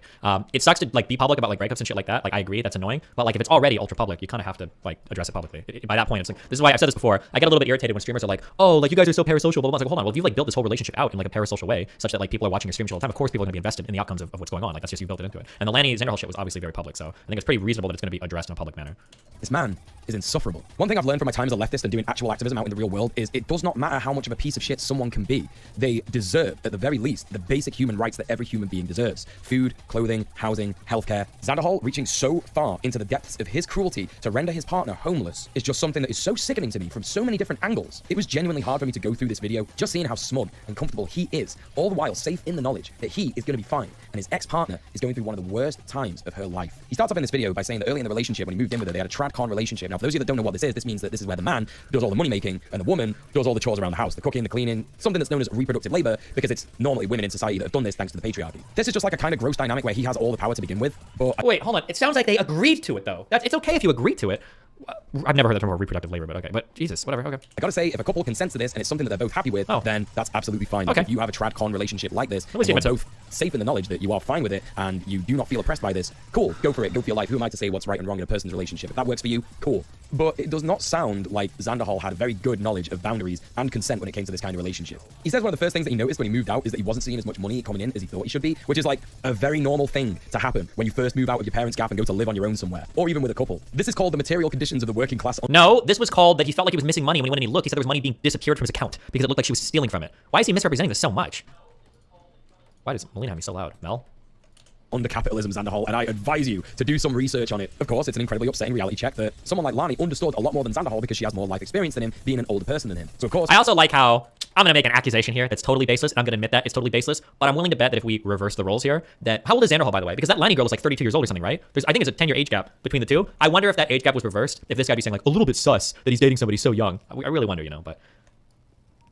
He's 23, gotcha. So when she explains that to him, that makes a lot of sense as to why she'd say that. But no, of course, Xanderhal is implying here that she is covering up for something, that this is all part of the conspiracy against him. Xanderhal then says that Lani was not giving him the emotional support that he needed, but from the account that Lani gives about their relationship, it really doesn't seem like he was open in his communication about this stuff. It's actually really sad to read this, but here it is. I'll admit that since I started working outside the house, I haven't been as good of a girlfriend to Alex as I'd been in the 2 years prior. During the 2 years of COVID, I was home all the time, constantly available and on call to help with anything he needed. I was mostly happy, but I told him many times about how I felt lonely a lot of the time. Alex is a lot better at talking about himself than he is at listening, and most days he would hardly come out of his room. When I started working again and I made some friends, I stopped being home as often, which made me happier but him miserable. I should have tried harder to find a healthy balance we could both feel good about, but I don't feel like I deserve to have my cat and everything I own taken from me. So it kind of sounds like they came across a very normal problem that happens in relationships that's basically down to toxic masculinity preventing men from asking... Bro, you're reading so hard! You don't know if that was the reason why. There could be a million reasons why communication is breaking down. It's such a stretch. It's such a reach. And it's inappropriate because you don't actually know. You have no fucking idea. Why would you even try to, like, guess into this? Like, that's a little bit gross. For their needs directly. This guy's like a buzzword What's machine, a little bit more true. sickening in this situation, though, is that he says the only reason that he moved in with Lani was to escape a living situation with his parents. My living situation with my parents eventually just got too toxic for me to continue being happy and making content, and I decided that my best course of action was to move away. And so I did. I moved all the way across the country to Palm Springs, California with Lani. Which is, and I will die on this hill, a fucking terrible reason to move in with someone. It's a great reason to move out on your own, absolutely, but you should not be moving in with someone else just because of that. That's true, but I mean, it sounded like they were dating, right? Like, what's, like, if they were dating, it's pretty natural that they would move in together. He's not gonna move out while she lives someplace and he lives someplace. Like, when you move in with someone that you love, that you're in a romantic or sexual relationship with, you do it because you love them and you care for them, and you decide to face this life together, not to escape another shitty living situation, which, in all honesty, doesn't actually sound like that bad of a situation because his parents took him in straight away after things went wrong with Lani. He also goes on then to say that Lani needed attention, which is like, dude, do you know what relationships are? In fact, even 5 minutes ago, you said that you needed attention from Lani and that she wasn't giving it to you, and apparently that's a valid thing for you to complain about, but not for her. He also does this bizarre mental backflip here saying that Lani would want attention, despite the fact that both of us were at home all day and we spent tons of time together just by virtue of that. That's not a good thing to say. Like, no, dude, just because you're in the same house as someone or even in the same room doesn't mean that you're doing bonding activities or paying attention to your partner. That is like the laziest relationship I've ever heard of in my entire life. And from what Lani said in the tweet longer that we just read out, it kind of sounds like you were just in your room a lot of the time, just doing your own fucking thing. This next part is just absolutely batshit. Like, I really gotta hand it to Xanderhal. Of all the things that he does wrong that I've talked about in this video, this really takes the cake. While my suspicions became ever increasing, Lani was offered a job cleaning Airbnbs by a friend of hers. She took it, claiming she wanted to be able to get out of the house and make some friends and help make ends meet financially. Lani was now spending most of her time out of the house. In some cases, she would go more than a day without responding to me, and eventually it started not coming home. When I questioned her about it and she'd actually respond, her reasoning was that she was spending the night on her friend Sarah's couch because they worked together and they were carpooling to save money on gas. I didn't buy it, and the first night that she didn't come home, I started to consider the relationship over. Like, to consider the relationship over the second that your partner does something that you don't like is so weak, dude. Like, you utter waste man. I couldn't think of a situation that is more childish, ridiculous, and self-serving than a man not even attempting to fix his relationship. Depending on the type of relationship you're in or what's going on, a partner spending the night away from home if it's not pre-agreed upon, I could totally see that being like literally just an instantaneous relationship ender for some people. Like, depending on, now it's going to depend a lot on your circumstances and like who's doing what and like what the expectations are, but like a partner just disappearing for the night, that's like a pretty big deal to some people. I would be wary of stuff like that. What do you there's a reason why, especially if it's not communicated beforehand. I don't know if the rest of the world is like this, but in every job I worked, if you no-call, no-showed, if you were a really nice place, you get to do that one time. Otherwise, but for a lot of places, you would just instantly be fired. If you no-call, no-show to a job, you're gone instantly. That's it. Yeah, I don't know. That doesn't seem that wild to me. Whatever, dude. When his partner is trying to make herself happy on her own. Everything he talks about next where he says that she wasn't answering his frankly ridiculous text demanding to know where she is. That's not a ridiculous text, my dude. To ask where your partner is when they don't show up after work? That's not a ridiculous text at all. I would expect most people, to be wondering where the fuck their partner is. He mentions that Lani shuts him down, saying that he's being controlling. And like, yeah, dude, that's because you were being controlling. Demanding to know where your partner is all the time, that's Oh, man. Oh, this guy is just real fucking stupid. There's nothing wrong with asking where your partner is, or even demanding to know. I think you probably have a right to know if it's your partner where they are. Like, what do you mean? Like, extremely controlling behavior. That's not Again, extremely Why are controlling. you not doing any self-reflection here, dude? Being completely overbearing in how you smother a partner is absolutely absurd. And you really need to consider that other people need space. Throwing all your toys out with the pram and making her homeless because you simply cannot be bothered to try and make the relationship work is, well, the whole man belongs in the bin. He also complains that Lani took the keys with her every time that she went out, and that meant that he couldn't go out and do stuff. And it just makes me think, dude, are you an actual amoeba? Just get some more keys cut. Speak to the property manager. Like, what do you fucking want, dude? I think that... Are you allowed to do that? I feel like, I don't know. But I feel like in most of the places I've been at, you're not allowed to make duplicate keys for apartments. At least I've never seen that before, but you can maybe ask for another set of keys, but now it depends on if your partner is on the lease or not, probably, right? In listening to all this and understanding what's happened here, I've come to the conclusion that Xanderhal made a huge mistake that a lot of people do when they look for a relationship, and that is that he wasn't looking for a partner, he was looking for a mother. This kind of makes sense when Xanderhal talks about the stresses that he had living with his mom. Bro, this is actually some cringe, wild shit. This guy's like actually a piece of shit. He's like, it's like the opposite of like the toxic masculinity person. This is like the toxic femininity shit, where he's like just making these insane stretches, these insane reaches, these huge judgments. And he really has no fucking idea. He just doesn't know.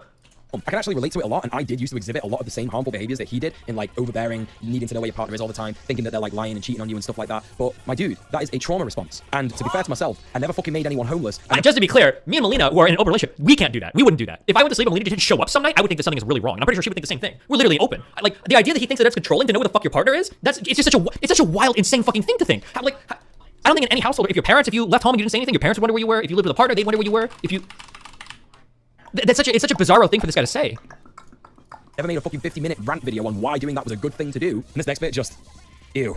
She would constantly use my card to order Grubhub and Uber Eats to places she was cleaning for lunch instead of packing some of the fresh food that she'd bought that was in our fridge and going bad. She'd also constantly leave half-eaten food just sitting on the counter to go bad. She wouldn't even bother just throwing it in the fridge to let it be good for later. I can't stand people who call themselves leftists and do not understand that people do not want to do reproductive labor. Dude. This is some brain rot shit. Like, this guy's brain is rotted. He's learned so many buzzwords. I always say this, and I'm going to keep saying this, and I encourage you guys to do this. I did this a few times when I was being Richard about the, how am I running out of energy all the time? About the Nazi shit. I think every now and then it's good to take a step back and like have like a macro analysis of like what the fuck is going on right now in my life, in this argument, in this debate, and what I'm standing for, what I think of. It's always good to take a step back and look, am I losing the plot? Like I'll do this in the middle of debate sometimes where I try to refocus or ask what we argument or whatever. It seems like I'm being passive aggressive. I'm not being passive aggressive. I'm genuinely trying to figure out what's going on. I think this guy probably needs to step back and do that. Like when you get to the point to where you're arguing that like, well, I can't pack food, even though it would save me money, because that's reproductive labor, which is a vestige of the patriarch, which is actually an oppressive structure that capitalism reinforces us with and makes it so that I can only order Grubhub. Like, at some point, you're going to be like, okay, hold on. What the fuck are you talking about? What is wrong with you, okay? You can pack a fucking lunch, all right? You don't need to write a 32-page essay on why packing lunches is like oppression, all right? Like, take a step back, take a deep breath, and figure out what the fuck is going on. Holy shit. Like, you're not door dashing because capitalism makes you, my dude. Like, cooking is a whole ass thing, dude. Lots of people get Uber Eats. I'm gonna be getting an Uber Eat after I've recorded this video because... Believe it or not, and I know this is hard for some of you, it shouldn't be hard for him because he looks like he's around my age. Poor people lived way before Uber Eats. Poor people lived way before DoorDash. We actually did. We were able to do it. Yeah, we lived off McDonald's, $1.99 double cheeseburgers, okay? Or the Taco Bell menu, okay? We had ways to survive. I can't think of a single poor person. I don't know because I wasn't poor when Grubhub existed. But I can't imagine ordering Grubhub if you're poor. Like that's like 10 fucking meals, unironically. One Grubhub order is gonna be 10 fucking meals if you leave a tip. Because you can get like shitty fast food meals. Well, back in the day, I don't know. But before you could get it for like $4 or $5. No, back then you get it for $2 or $3. 2 double cheeseburgers, you'd ask for a cup of water, you get some Sprite, and you walk the fuck out. $2. I think it was a 600-700 calorie meal. I think each double cheeseburger was like 350 or 360 calories or whatever, and then you'd be gone. Grubhub and DoorDash is like 20 or 30 bucks a pop, dude. It's so much more expensive. It's so much more expensive. Wow. Oh, my hair a little bit. Got no energy to cook. And bear in mind, Lani, again, as he admits, was the entire trad wife ideal. So she was doing all the reproductive labor, she was going out doing a job, and she was trying to socialize. He complains that all the food in the fridge would go back. Reproductive labor is not that hard. It's just often unappreciated. And it can leave the woman fucked in the case of a divorce, where she now has no marketable skills. But it's not like it's impossibly difficult. They have no kids. They don't have fucking children. Keeping the house clean is not that difficult when it's just 2 adults. Even if it's with a dirty adult. If that's your full-time job, it's not that hard. And I'm not being funny, man, but like, Xanderhal, have you never been in control of a fridge in your entire life? It happens all the time, because unfortunately capitalism doesn't allow us a lot of time to actually address things like that. Plus, if you've got ADHD like me, planning and cooking is such a drama. When I'm hearing this, I can't help but go back to this clip that I played you earlier. Buy some fucking pizza Lunchables then, at least! You can buy pre-made food. I buy pre-made fucking food. There's other solutions than Grubhubbing or Uber Eating or Door Dashing. That shit is so expensive. And Lani says, like, this is a thing that happens regularly, and this poor woman has to deal with this literal baby man popping whiteys on stream because he smoked too much weed and he just can't make it to the bathroom. That is pretty cringe in general. But so Xanderhal is then talking about how he blocked off all of his PayPal accounts, all the access he knew that Lani had to his money, and then goes on to show a bunch of Cash App transactions made to her account. But hang on a minute, if he just like on a whim decided to like stop her from getting money, which was her only access to money, by the way, especially considering that he thinks that she was lying about the job that she had. And of course, remember chat, her having access to his money was an agreement that they previously had in the relationship, whether it was unspoken or not. What did Xanderhal expect Lani to do when he stopped her from having any access to money whatsoever? No, there was no chance for Lani to plead her case. No chance for her to talk it out with him. No, Xanderhal exacted the same state violence that any sheriff or landlord would do on someone who has not been paying their bills on time. It appears that the same day he did all this and stopped her from having access to money was also the same day that he kicked her out of the apartment. He didn't confront her with the information that he now had, nor did he give her any kind of grace period to find somewhere else to live. He just acted like the most disgusting, entitled, wannabe land baron that you could possibly conceive. Also, this part in the video where he scrolls through the transactions of varying amounts that absolutely can be explained away mostly by the fact that, as he admits earlier in the video, he was the sole breadwinner and gave her free reign of his debit card with this absurd epic music like he's just solved the mystery of the century as well. It's gross. There's no other way to put it. It's sick. He's a sick misogynist that treats women like shit on and offline. Now, I just want to stress that while this is a really difficult part of the video to go through, I did want to add a little bit of comic relief in here for people, because what kind of a content creator would I be without anything like that? So here you go. I didn't hear from him at all, except when he would text me to complain about how awful his mum's house is and how she won't let him go anywhere and how he's miserable because she won't get him any vapes or weed cartridges. He would only text her about that shit. He is an actual winner. And to be honest, that is on brand considering a lot of the stuff that we've already gone through. Here's my number one rule why I don't shit talk my partners. Here's some life advice for you, because people know this, even if they can't put it into words, and even if they don't have a way to like say it, and even not aware of it. Okay, people know this intuitively. I don't shit talk my partners because it reflects badly on me. If I'm out here saying, oh, this person I dated was a fucking loser, oh, this person just blah blah blah blah blah, okay, well, how the fuck are you dating them then? It sounds like the only fucking loser here is you, because they are a loser and you're choosing to be with one. What's worse, right? So if you want to make fun of Xanderhal for all of these things, sure, that's fine. Make fun of him, go for it. But Xanderhal's 23 years old. This Lani chick is in her 30s. Who's the loser?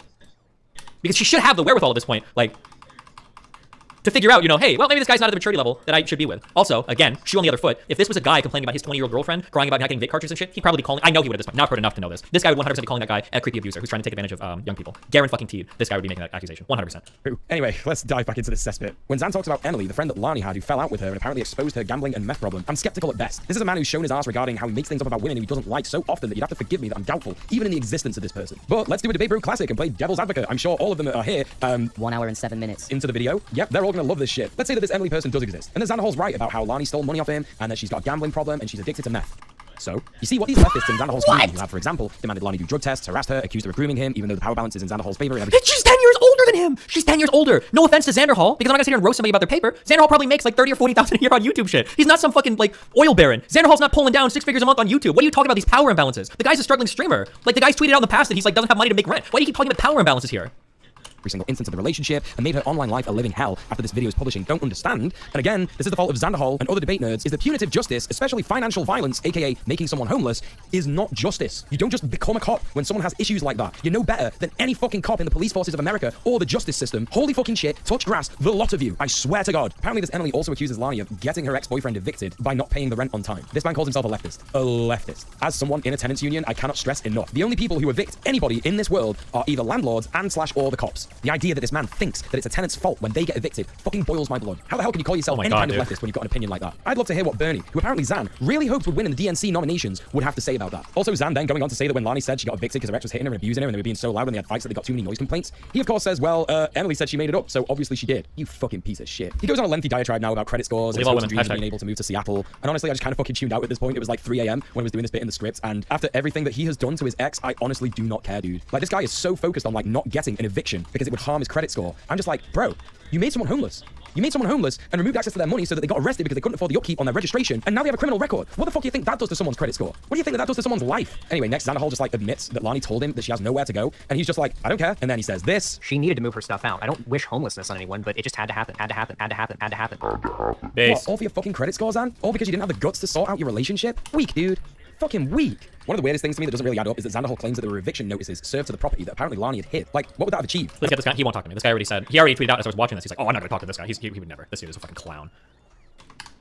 Also, why would she not have mentioned in a twit longer that she would have been worried about getting evicted from the apartment by landlords? When it came down to it, she was evicted eventually anyway. Now, in a twit longer, she claims that Alex and his mum changed the locks to the apartment so that she couldn't get in when she got out of jail. But honestly, knowing landlords as well as I know them now with the work I've done for the tenants union, it's possible that a landlord would have just done that. Possibly because Xanderhal ended the tenancy and kind of like forced all of her stuff to get locked up. But anyway, it's by the by. To be honest, I guess it's possible, but I don't know why she'd lie about this. And she doesn't exactly try and vilify Xanderhal in this twit longer. In fact, at the end of it, she actually pleads with him to get in contact with her to sort all this mess out. She even says at one point, to be clear, I'm not saying all or even most of this is Alex's fault. He isn't required to help me, but it feels like he is trying to make the hole I'm in impossible to dig my way out of. Also, what's he playing at when he shows this Instagram exchange? Does he think this makes him look like a good person? Of course his fans don't care. Okay, hold on. When you apans tag me to click links, they're stupid as fuck. Vine boom sound. Stop. Don't do this. I don't care.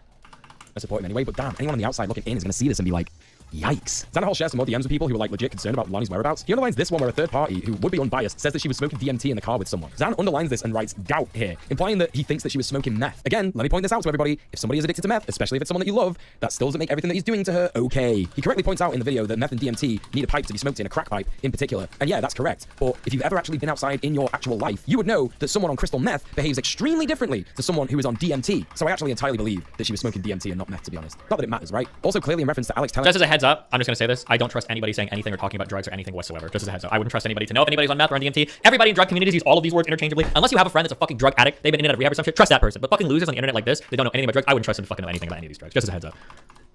I know he's spoken to friends who've been worried about her whereabouts. She says in the screenshot, I spoke to blank, and they said you never spoke to them. I'm confused. Which is clearly, at the very least, an indicator that Xanahol is not telling the full truth with these screenshots. Xanahol then admits that he was considering going back to the apartment with the police. A leftist who's done content covering police brutality. He was going to bring the cops to his ex-girlfriend's place, probably telling them that she'd stolen from him, is addicted to crystal meth, and might be fucking crazy and unhinged. This motherfucker could have got her killed. Also in this next bit, Xanahol straight accuses Lonnie of setting up a credit card in his name, which is extremely fucking hard to do when you don't have a fixed address. Like, where is she picking up this credit card from, dude? You can order them online! What are you talking about?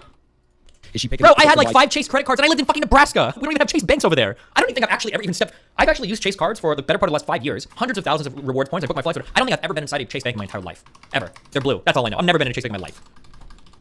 Like the car park where she's sleeping in her car. One of the first things that he says in this video is that he noticed that money was getting drained out of his PayPal account to an unknown source, and that he didn't believe Lonnie when she said that he might have got hacked. But I've had my PayPal hacked before. A literal Russian child hacked my fucking PayPal in 2014 because I didn't know what I was doing. The little shit used it to pay for gaming subscriptions. It was extremely funny. And in fact, when I contacted PayPal, they sorted it all out immediately. It was pretty fucking good, to be honest. But what I'm trying to point out with this anecdote is that actually, it's entirely possible that someone could have stolen Xanahol's identity and taken out a credit card in his name, not just Lonnie. Next is more unfounded accusations that she was done by the cops for meth. And I gotta say, sharing someone's police report, even though it is public information, as he rightly points out in the video, it's just a weird fucking thing to do. It's like being like, here is the official thing that says that my ex is a bad person. Anyway, he says in the police report that she was definitely done for methamphetamine. Now, look at these police reports. It doesn't say anywhere here that she was done for meth. It says that she was done for being in possession of a controlled substance. You do know what a controlled substance is, don't you, Xanahol? Many things. But no, Xan the man needs you to think that it is meth. You know, the bad drug that all the crazy, unhinged druggies do. All the crazy, unhinged druggies that steal things and hurt people and rob people and rape people. Just so they can get their fix. And making out that Lonnie is a person like that would fit his narrative pretty conveniently, wouldn't you say? Xanahol then tells us that he went back to the apartment while she was in jail, and is delighted to tell us that it looked like the aftermath of a frat house party. I'm pretty fucking sure that Xanahol— She literally admitted to the meth thing, I thought, but okay. Paul didn't go to college, so I don't know how he knows what an actual frat house party is, but anyway, that's bye-bye. And to be honest, if I'd have gone through the shit that Lonnie had gone through, I would not have an incentive to clean up that house. I would be fucking devastated. I'd probably spend a lot of time just like in bed. Hell, I find it hard enough to clean my house in general with fucking ADHD. And trust me, having ADHD and OCD is a fucking trip. Oh my God. So next he says that— Wait, real quick.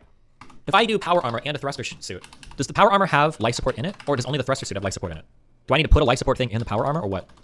Found like some beakers and jars that were in shrink wrap, kind of implying that he thinks that she was going to be synthesizing drugs in the apartment, but probably what was more likely is that she was going to use it for like Etsy store stuff that I think she was doing on the side, because it kind of looks like she was doing that stuff anyway, according to this Twitter post. But honestly, at this point, it really does sound like he's trying to LARP his own Breaking Bad made-up fantasy. He even references the show when he's talking about this, and what I want to point out, by the way, is that Xanahol and his community seem like obsessed with evidence, even if it is like— Obsessed with evidence? So why do we not have a picture, Xanahol? Where are the pictures of the supposed meth lab that Lonnie was making in your fucking ex-apartment? Like, if this happened to me and I went to an old apartment and found some stuff that I didn't recognize in there and I was worried— Wait, you can't use power armor 2 in space? Is that true? it was like weird, I would probably take a picture of it so I could ask people and be like, yo, what the fuck is this? He then next talks about how he starts removing all of his possessions, clearly trying to make a statement here that even though they had the agreement that Lonnie was able to spend his money on the things that she needed, but now all of these things are his, actually. Oh no, oh, you thought that actually I was being nice and these things belong to you. No, they're mine. They're fucking mine. And the way he then talks about how he just went back to his normal life pretending that none of this stuff happened is just so disgusting. Where is his empathy? My God, no debrief, no makeup sex, just sweep it all under the carpet. Don't even think about your poor homeless ex-girlfriend who has no fucking money, has gone to jail, and whose life is falling apart. Just go and fucking make your YouTube videos. Complete refusal to take responsibility of his actions. He tries to cover his tracks here by saying that if she really wanted to, Lonnie could get in touch with my mum, but even if that's the case, it is so irresponsible to cut off all communication with someone that you had been seeing for 2 years, to not even allow her to make her case. Honestly, gang, I can't get over this. Like, I've had toxic relationships that were 6 months long, where someone had been confirmed by multiple people to have been cheating on me, and I still didn't act like this. I still tried to sort things out with this person. I gave them way more grace than this fucking man could even conceive. This next bit, I'm just gonna let him speak for himself, really. I have no intent to keep on paying to keep her items in storage. It's burning a hole in my pocket for me to even hold on to these things. I only saved them out of the kindness of my heart to try and be a good person, and it's only gotten me tangled up in more drama. I'd literally have less bullshit to deal with had I let her sentimental, irreplaceable items get trashed in the unit along with the rest of her stuff. No comment. Lots of notes, by the way, but no comment. I don't really think I need to cover any more of this video than what I've already mentioned, so I'll just leave you with this part. Xan references the twit longer that Lonnie made and says that he's proud of his fans for already being skeptical before he'd had the chance to make this video. With that in mind, it's time to wrap this up. The long and short of this stuff is that Xander Hall has fostered a community of liberal toxic masculinity. No one here is listening to the victim. No one at all actually even understands that Lani is a victim. Nor do they understand that Sophie or Kara or the woke scolds that he talks about are also victims. They actually believe that Xander Hall is the victim in all of these situations, despite him having all the power in the situation with Lani and his fans being predispositioned to support him in the case of Sophie, Kara, and the quote-unquote woke scolds. In the situation with Lani, he is your traditionally toxically masculine, head of the household manly man. His community clearly have sheer lack of understanding of material conditions, human rights, drug use, state violence, and financial violence. Not to mention homelessness, which is a clear indication that he doesn't educate his community on those things. And the fact that he called his video on his breakup debunking the allegations against me sort of implies that there's a conspiracy against him. This is a narrative that he falls back on a lot in his attack hit pieces on people like Sophie and Kara. I imagine he thinks this conspiracy exists because of all the other people on the online left who dislike him for fairly credible reasons. All the things I've mentioned in this video, plus a lot of other stuff that I simply can't mention because otherwise this video would be hours long. There are so many other people that I've not mentioned that Xander Hall has hurt with his ridiculous character assassinations and the harassment of his fans. I think we've covered a lot of facts in this video that point to our man Xan not having really recovered from his alt-right days. His misogyny is still there and he needs to do a lot of work to unlearn his harmful behaviors. Plus his aggression towards trans people who disagree with him and his debate bro pals while simultaneously sticking up for those who do what he says is clearly an example of his queer phobia not being properly dealt with. Jesus! His lack of good grace and faith in attacking Kara shows that he actually doesn't believe his own mantra that you can debate Nazis in the marketplace of ideas and convert them, because apparently someone having said bad stuff in the past is absolutely inexcusable if it's a woman that he doesn't like. When Xan attacks people he doesn't like, there's a whole lot of projection going on. He calls Kara a terrible person who doesn't deserve redemption from her days as an alt-writer. He says that Sophie might have some good political opinions, but she's a terrible person. He calls Lani a master manipulator and implies that she was a terrible partner. He says that woke scolds are mentally ill people who need validation from the internet because they never go outside. These are all things that could be applied to Xander Hall himself. All this coupled with a refusal to self-reflect simply means that he's a narrow-minded man who's stuck in his own bizarre world of failed Minecraft YouTuber dreams and mummy issues. And it's sad. Lots of people like Xander Hall because, like his debate bro friends, they offer a window into politics where you don't actually have to do anything, except for what the system says you can already do, and this makes them feel like they're making a difference in a world that they correctly know is bad. He reinforces the belief that you can change the system from within the system, and people love that. Because people with privilege and comfort don't want to do anything other than what they already do. They don't want to change their mind too much. They enjoy the cruelty and puritanical cult-like behavior that's encouraged in white Western colonial society. Just as a heads up, he has this analysis completely backwards. The reason why people don't like it when you say you can work within the system is because that means that you have the capability to make change, which means that if change isn't happening, you have the responsibility or some shared responsibility for why the world is the way that it is. Nobody likes that. Whether you're talking about far-right people that blame, the Jews or whatever, or you're talking about far-left people that blame capitalism, there's a very nice and comforting feeling in knowing that the world is eternally fucked and it's because of powers that are way larger and way less dealable than anything else that you could ever imagine in life. There's always going to be a big guy pulling the strings behind the curtain. You can never do anything about it. It's always too much. I think that's one of the reasons why those theories are so attractive, because there's so much you can externalize in terms of blame about the world. The idea that like, oh, well, people say to work within the system because of privilege, bullshit. People that want to work outside of the system are the privileged ones. You're never going to go into some poor black neighborhood and hear them talking about fucking mutual aid or fucking trans GoFundMes on fucking Twitter. This is some shit that is exclusive to wealthy white people on the internet and will almost always be the case. Because these like alternative like fucking anarcho whatever projects never do anything more than satiate the desires of like well-intended but ultimately uneducated white people on the internet that want to feel like they're saving the world, especially minorities. He reinforces their prejudice and basically makes them feel like they're doing an activism, whereas really they just have posting disease, thinking that you can change the world with minimal online activity. It's arguable that Xander Hall does nothing for progress despite his progressive opinions about race, gender, and sexuality. The dogpiling he encourages on marginalized people pretty much cancels out the perceived good work that he does. But there's a reason for all this being the focus of the content. We already know he was struggling for money living out with Lani, and of course he knows that having centrist drama-based content is a lot more lucrative because, well, simply put, people are ghouls and they love that shit. The debate scene is something that reinforces this observation because people like Destiny and Vosh rake in sizable incomes, paper-thin positions, and wildly fluctuating moral compasses, which reinforce the biases of their mostly centrist neoliberal viewers. And people love the drama, the blood sport of the debate community. And ultimately, it doesn't get us anywhere. As mentioned earlier, there is no actual evidence that says that debate stops people from having bigoted opinions, nor does it stop them from hiding them. No, lots of people let those opinions out when somebody upsets them, as we've seen with our Zanny man. My friends Sophie and Kara have spoken to me in private about the harassment that they've gotten from Xander Hall's community, and it is fucking heartbreaking. These are not people that need any more shit in their lives, Xander Hall. These are phenomenal people and allies who would have supported you and fought for you if you'd only just done a little bit of work to unlearn those harmful behaviors. Take some criticism on the chin and apologize. It's that shitty debate bro mentality you've got of never conceding and never showing weakness. It doesn't help anybody, including you. I actually started making content criticizing the debate circuit because of the tweet that Sophie made that you unceremoniously blasted and sent your community after her for. I already knew that debate bros were a farce in terms of their progression for the left, but that harassment and hate that you sent my friend's way radicalized me against the debate bro circuit in its entirety. I don't want to be doing hour-plus long videos about nerds who just need to fucking log off for a month and read some theory. I want to be doing content about how we can literally change the world and all the awesome activism that people are doing right now. I want to restore people's faith in humanity, but you and your mates are clogging up the online political space and hurting people, and it's gotta fucking stop. You even said yourself how disappointed you are that the majority of people end up disliking you before you've even got a chance to get to know them. Oh, who am I kidding? He's not even fucking watching the video, is he? You won't even watch this shit the entire way through. All in all, when Xander Hall talks about why he started streaming, his political journey, and what happened to him during that journey, plus his hopes and dreams, I find myself relating to him a lot. Like, we started streaming for the same reasons. He wanted to be a gaming streamer, so did I. He got into politics because he realized there was something up with the world, so did I. He enjoys what he does in the politics scene, so do I. So how did Xan get so close but so far from being super based? I'm literally 10 years older than Xander Hall, but I've got a lot of faith in Zoomers. They seem to be really well politically aligned, far more so than millennials. But with Xander Hall, I just feel this huge disappointment. This video isn't an attempt at cancellation because, hell, as we all know, that doesn't work. This is just to point out to everyone, including Xander Hall, that the debate bro circuit and debate culture as a whole has got some extremely harmful behaviors that need to stop. If you've been on the fence about Xander Hall, or even if you've been watching this whole thing, foaming at the mouth, raging that I dare criticize him, all I want is for you to consider what I've said. It doesn't matter in the long run if you change your minds, because I know that people are eventually going to move away from debate bro content. The world is changing in vast, phenomenal ways, and we're on the precipice of something amazing. And most people will forget all this drama content. They'll forget all the debate bros, all the drama channels, and communities will thrive and support each other under the worsening material conditions of global capitalism. There's so much more that you can use your online influence for. People are doing amazing things all across the world, and you could be covering that and giving hope to people. All I've seen in Xanahol's comments over the last month of researching for this video is people complaining that the left is fracturing and nothing will get done while the left is always fighting like this. And well, that's just not true. Despite all this terminally online bullshit, people are making headway. People are waking up to the fact that their governments don't care about them. People are taking matters into their own hands and looking after each other. Xanahol's audience and the entire Debate Bro audience are caught in a spiral of doomerism, but it could all change overnight. Just think about it. Seriously. Okay, will do.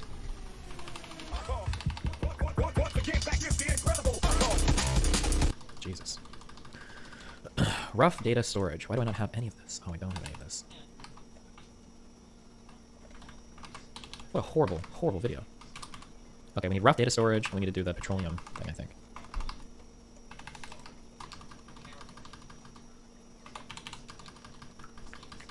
Was it worth watching? Sure. What do you think will happen to Kiwi Farms now? I think they have so much heat on them that they're gonna have to chill the fuck out. The problem is Kiwi Farms has no chill, and they'll like run themselves into oblivion, like out of stubbornness, unironically. So I don't know. Kiwi Farms might be done for. It might be the end of our little Kiwis. The site that I love so much. Please quote me. I love it. I'm just a huge Kiwi Farm supporter. You know, love getting doxxed by them, harassed by them, and everything. It's so much fun.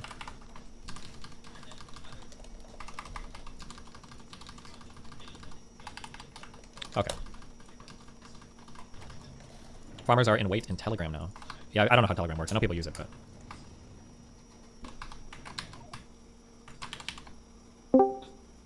Dr. Darko. Oh, hi. Well, hello. Hey. How's it going? Sorry, hey, did you figure out your rocket lamp status stuff? Rocket lamp status? Yeah, like you wanted to get like a lamp running so that you could tell when the rocket was ready? Yeah, I just connected to the same circuit as the green signal. Oh, okay, yeah. Obviously. I'm sorry, how many packs have you automated in space exploration? Pat, like the science packs? Yeah. You know, the space science one, but the first one? Yeah. And you come here to give me advice when I've almost automated the second one? Courage. I also had a handful of other random questions, if you don't mind. I don't. Ask away. Cool. What do you do with GPT-2? Me? Nothing. I don't fuck with it at all. But I see a lot of people making good memes with it. Oh, gotcha. Okay. Yeah, sorry. You said something in chat like a while ago about how like you work with it a lot in your free time.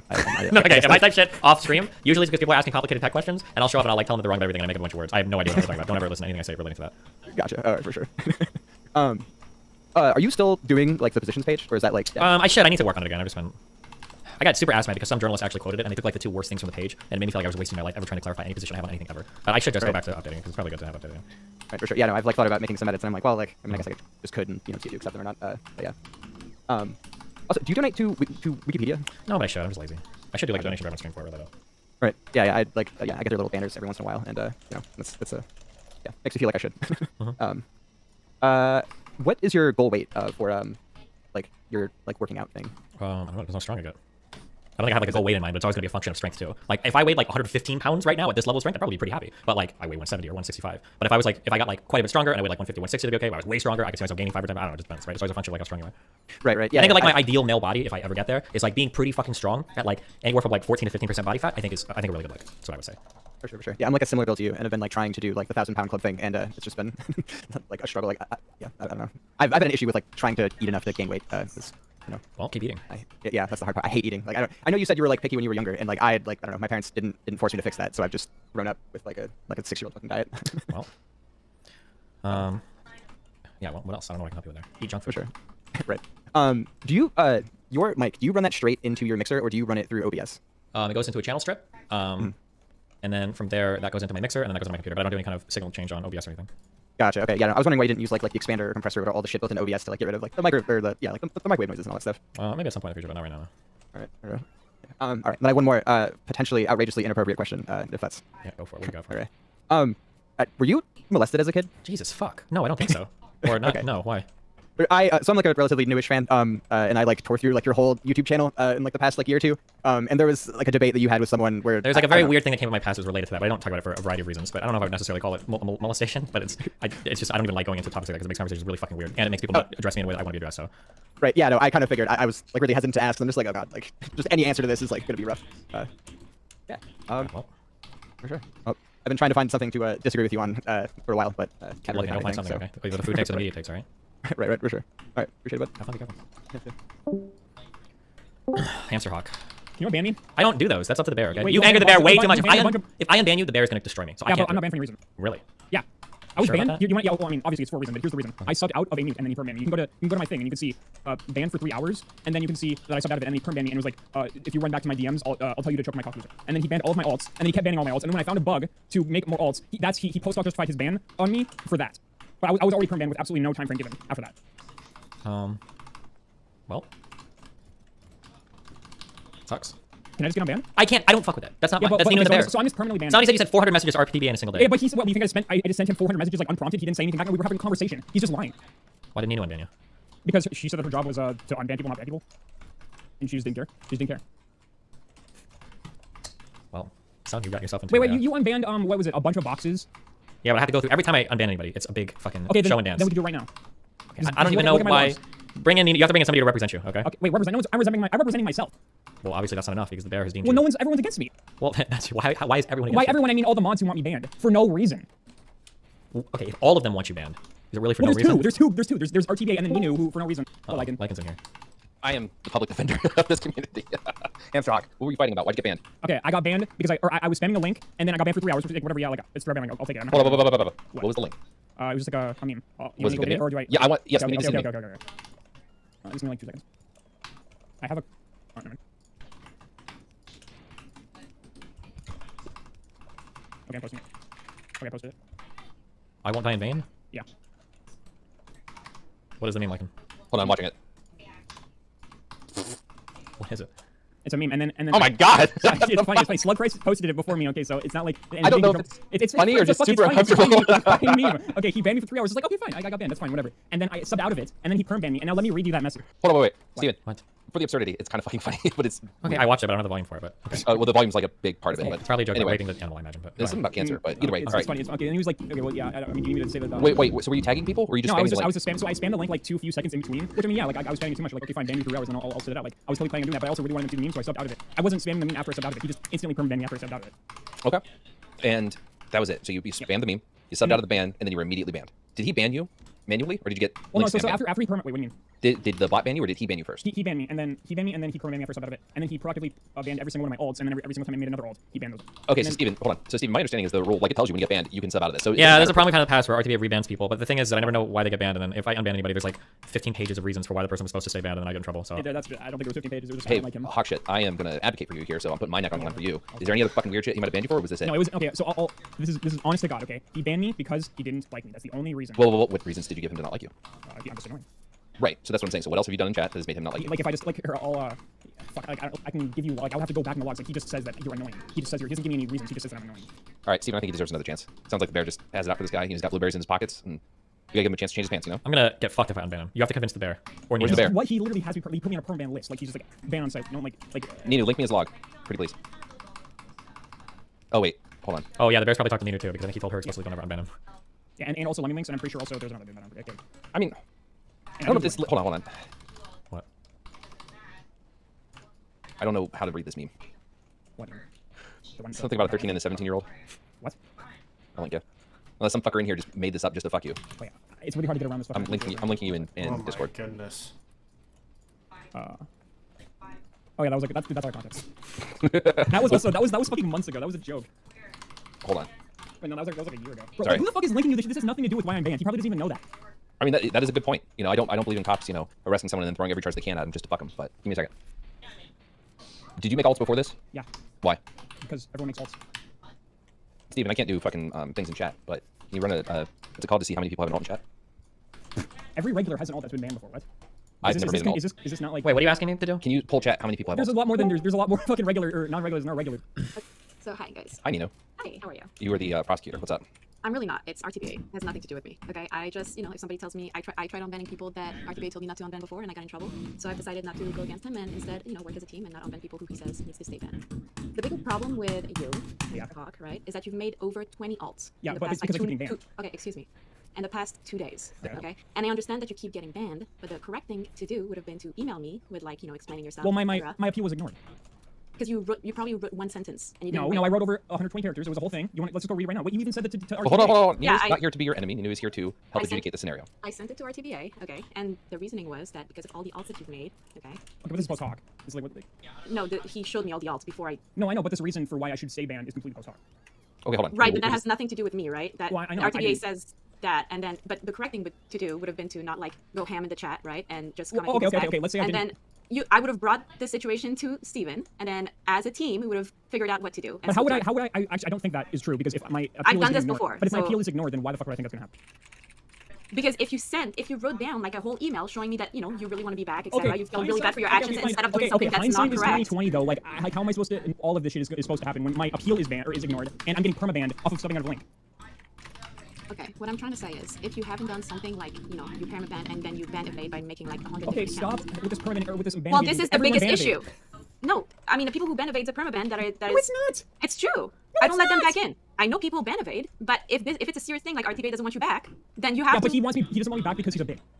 All right. I mean, you're Well, digging okay, your so grave hold on. right Yeah, there. Hamster, hold on. Yeah, I know that it's annoying to have to give deference to an online janitor. Love you, RTBA, but you can't shit talk him. And you can't get aggressive here. Oh, but he This can, is where say that he can say that I'm a child pornography enabler, and he can say that I'm trying to dox Nino. Like, Did he okay, say sure, dude. Yeah, I can show you the DM. Let me see. And also, so in chat multiple times. Let's go. Okay, I'll have to. How much you want to? I know this is not going to mean anything anyway. Like, Hey, as much hold on. I brought you in here because I empathize, man. Like, getting banned from chat is annoying. How much time do I have to go? Like, go grab your shit. We're not in a hurry. I have to leave in 2.5 hours, so you got plenty You've got some time. We're in the discovery phase, so. I have and listen, I unbanned a lot of people.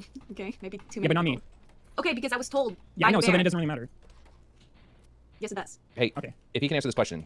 Okay, wait. Right to bear arms. Vindicil or whatever the fuck. Just know that if he does, he's enabling little CP posting pedos because they will do the same thing he currently is. But he. What?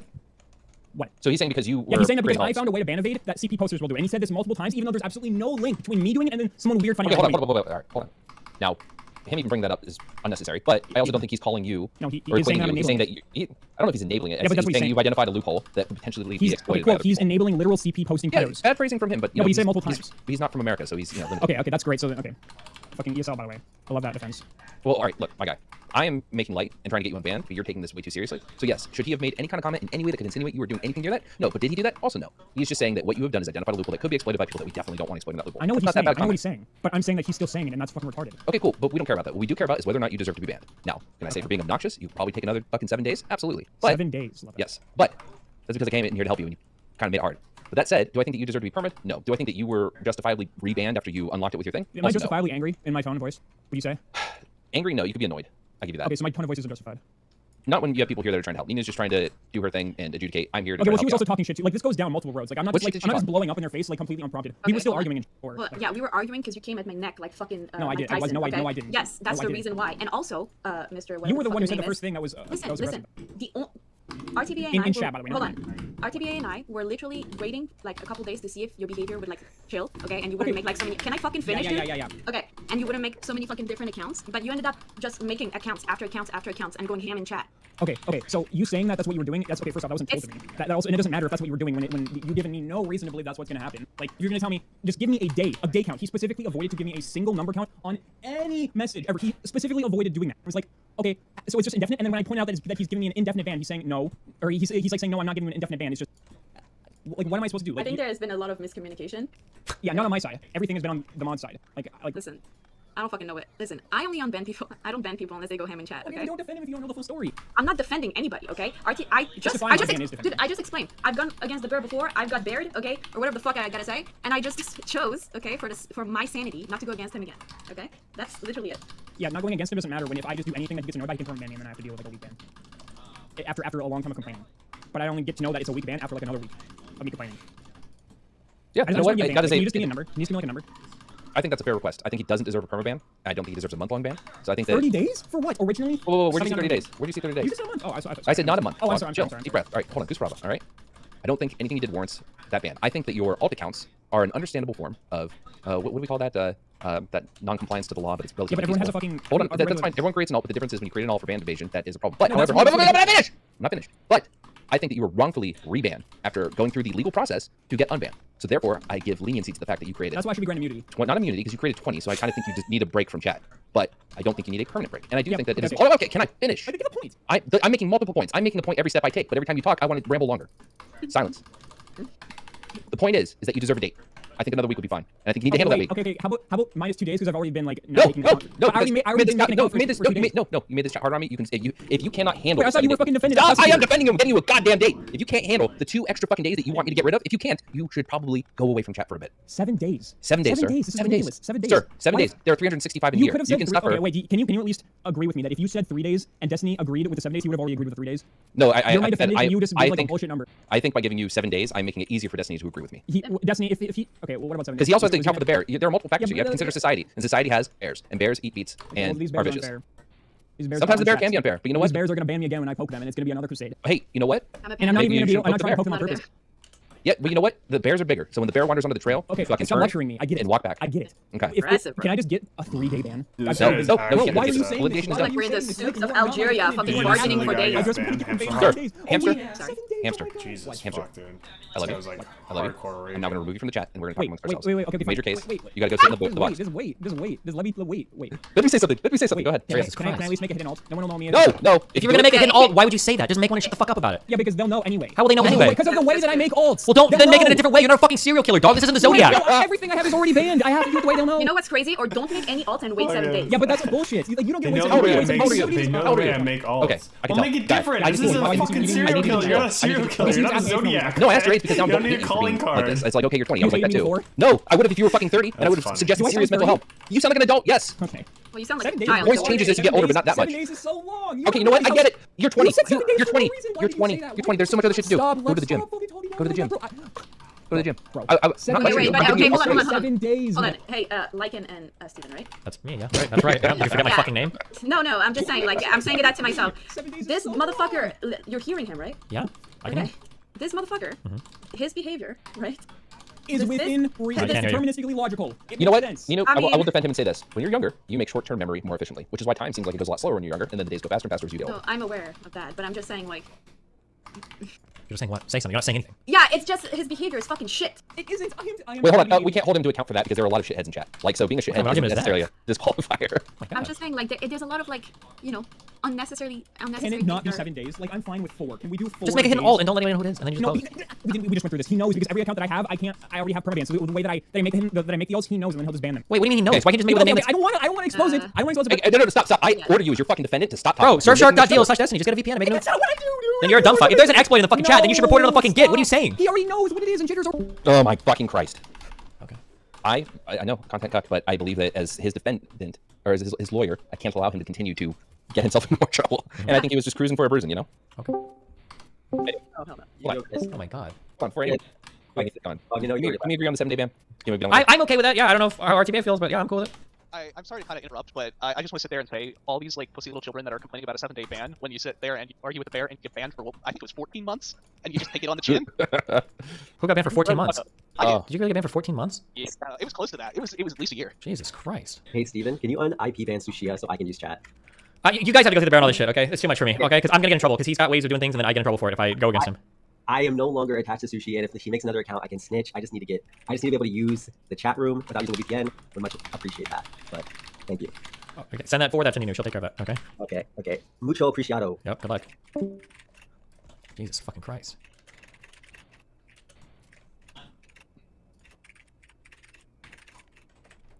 Are you having fun? I'm doing something behind the scenes. Give me a second. Oh, okay. Well, we're all just sitting here listening to you. You know. Oh, you hear that shit? Yep. Sorry.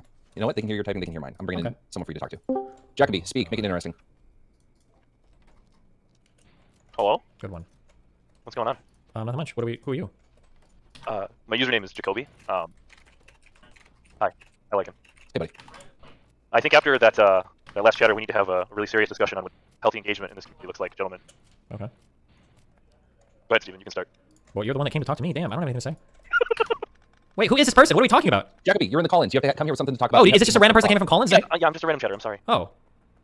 All I really had was I just wanted to see if you guys had any thoughts. Like, how much do you think you spend interacting with DGGers a day? What do you think a healthy dose is? I don't know. Good question. I'm sorry. Lycan was like typing his computer. He's bringing in some big dude or something. Like some serious shit. But you just dragged up a random chatter. That's what you just did. Yes. I'm the conversation you've been waiting for all day. Okay. Anyways, If you don't make it that, I'm going to remove you. No, that's fine. Have a good day. Hey, Lycan, I just wanted to say, I'm kind of simping for you. I really appreciate your positive attitude throughout this space. I appreciate that. Thank you. Of course. Have a good day, guys. You too. Bye. Ricky, it's 6:34 p.m. on the East Coast here on September 8th, 2022. Welcome to Like and Destiny Call-In Bullshit Show. Talk. Assalamu alaikum, my brothers. Alaikum assalam. We, as the Alabama, need to know we have an issue with the new fatwa that has been issued by your Destiny. We're not allowed to hate women anymore. Ironically or unironically, that's correct. Exactly. Now, as our prophet, we will accept it. Okay, we will accept it. We need a good reasoning as to why. What happened? What did you see that made you want to really crack down on it again, basically? Because I thought it was like a few weeks ago. You also said, or like 3 months ago. Something I noticed is that when I speak, I make a great effort when I'm talking to conservatives to speak in a way that like people from the other side of the political aisle will hear what I'm saying. Something a friend pointed out to me recently is that oftentimes when I'm speaking, I'm usually speaking to men. That's how I speak. And she pointed out like your messaging when you talk, she says like it always feels like you're talking to men. So I'm trying to broaden the way that I speak a little bit more, and then part of that is going to be getting rid of like all of the insane misogyny. Because when you see that shit, I think as a woman it's easy to dip into chat and then see it and then just leave immediately because you feel like it's a community that's not for you. It's like really fucking weird. So we're trying to roll that back so we can hopefully grow the diversity of our audience. That's the goal. And yet, like, a female DGs email you or whatever and saying, hey, their environment is not that much fun anymore, or it used to be better and it isn't anymore? Or is this a thing that you have? It's actually, it's a, I guess, it feels weird to say fan of mine. A friend of mine, I guess, was pointing this out. It wasn't Lav for everyone in chat that seems to be thinking that. Okay. Yeah, that's it. That's what I wanted to ask. Okay. Thank you. Goodbye. Have a good night. Love you guys. Be careful, man. Are you good? Yeah, I'm just talking to the bear. Oh, shit. Uh-oh. Call me spineless. Answer's life is on the line right now. Bro, I am Is that fucked you? on rocket fuel. I'm just fucked. What do I even need for this? You got no heavy oil, no light oil, It could be- petroleum, it could be no his crude game. oil. Okay. What am I looking for? guess. Okay, rocket fuel. I can Whatever. either make it from water, which is a fucking joke, or Whatever, make it from pyroflux, dude. which I ran out of, or we can make from oil, which I'm also out of. I know what I have to do. I know what I have to do. What do you have to do? I think what I have to do is... There's a planet that I'm mining from right now. I am gonna go feed them. It has like core oil things on it. And I ship it back. That's what I need to do. Is that what's happening? Do you have coal liquefaction? I don't even know if it exists in this mod. Oh, these things. These are core seams. Wait, core fragment, barrel. Wait, no, I thought these were for oil. Am I crazy? Oh no, it's all barrel shit. You ready for the next one? Yeah. Go get your food. Cap, what do you want? Dude, let's go. Tear oppression has to stop. Okay. Okay. The whole part about attack people's ideas instead of like condominating that space. Okay, but I think the like manosphere thing is like the Andrew Tate Nico shit. Like, I think it's like impervious to that because essentially it's like I'm a fisherman and we're talking about like ethical ways to catch fish and like and in this analogy like fishing talking to fish with like it's ethical way to catch us or whatever. Like what is the point of like talking to someone who has like a boat full of fish essentially? So like no amount of argumentation I think will stop it. Like no words will stop it. I don't know what the fuck you just said. Try this again. What? Where basically the conversation around like anti-taste Nico blah blah with women is like you're doing that the wrong way. This is like not a good way to do it. This is not what they really want. Blah, blah, blah. Okay. So we're essentially telling them bad, right?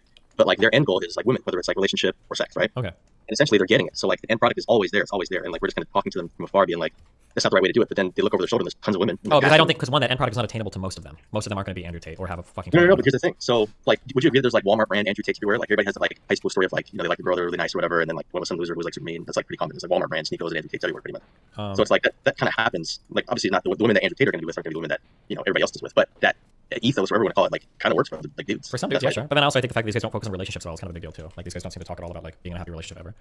Yeah, but I think my question is like, do you think there's any amount of like, is there like a non-0% chance that like argumentation is really going to get them on a different side or a different way to think about it? Because I think like the only end result is like a mass demographical change of like women being like, actually this sucks. Like, what no? So like, imagine Andrew Tate is like woman, let's maidenless somehow because women have been like, no, fuck this, I'm not gonna do that. Then he would like be brought to an easy like have to change or whoever falls. I think the goal is to show that one, there might be Walmart brand Andrew Tate, but they're still 1 in 100 or 1 in 1,000. So the goal is probably to show one that it's not very tenable for most people, and then the second goal is probably going to be to give somebody like alternatives to show that you can live a happier life without trying to constantly obsessively go after girls all the time.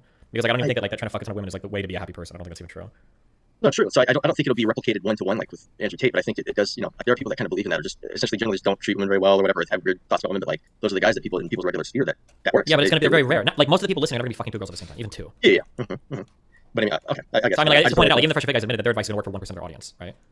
True, yeah, but the thing is, it gets practiced though. Like the Sneeko, like the funny ass Sneeko thing where you like push them, like, okay, what about the 99%? It's like less stuff, and you can try to be like the guys can still do it. They're not gonna be like, well, I'm probably gonna be a part of that 99%. I can't employ this. Like if you're watching Fresh Fit, you're gonna try something. You're gonna try and take a piece of whatever their ideology is and try and make it work. Whether it's like a woman should be in her place or like you should let her know that you're the whatever it is. Just like random. They're gonna be taking bits and pieces away. They're not all just submitting like, oh, 99%. I'm just listening to this for entertainment. Well, I mean, like there's bits and pieces that I probably agree with. They're taking bits and pieces, like things about like improving yourself and like getting a better job and doing that. Yeah, I'm not talking about those parts. I'm talking about the parts that like would be not. And it's not even that they're wrong because again, like I think if you're like a woman that's like I enjoy staying at the house and I like you're staying at the house, like I think that's fine. That type of relationship works for you. That's sick.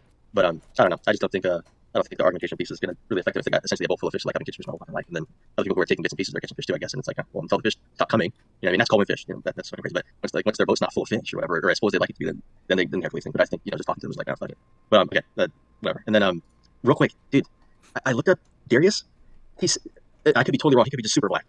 He's saying the N-word. I'm looking him up. He looks beyond Asian, which is why, hey, fuck it, there's different roles in place, whatever. But Well, yeah, he's mixed race. Okay, that's the. Oh, okay. Hey, well, listen, I'm just saying, felt weird. And sure as fuck sounded weird. That sounded weird as I can't say. It's super strange. Then last question, I'll fuck off here.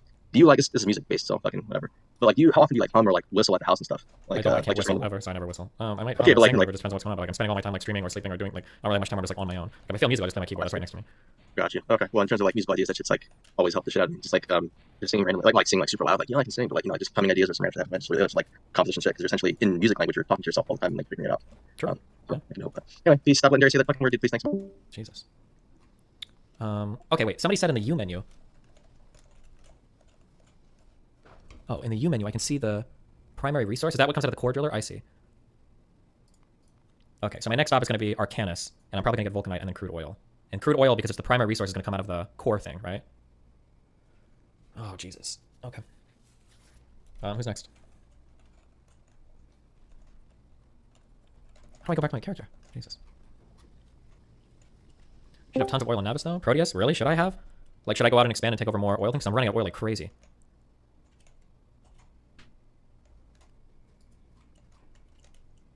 Who joined? Hello? Oh, well, you're in. Hopefully you're a sub and you got dragged in correctly.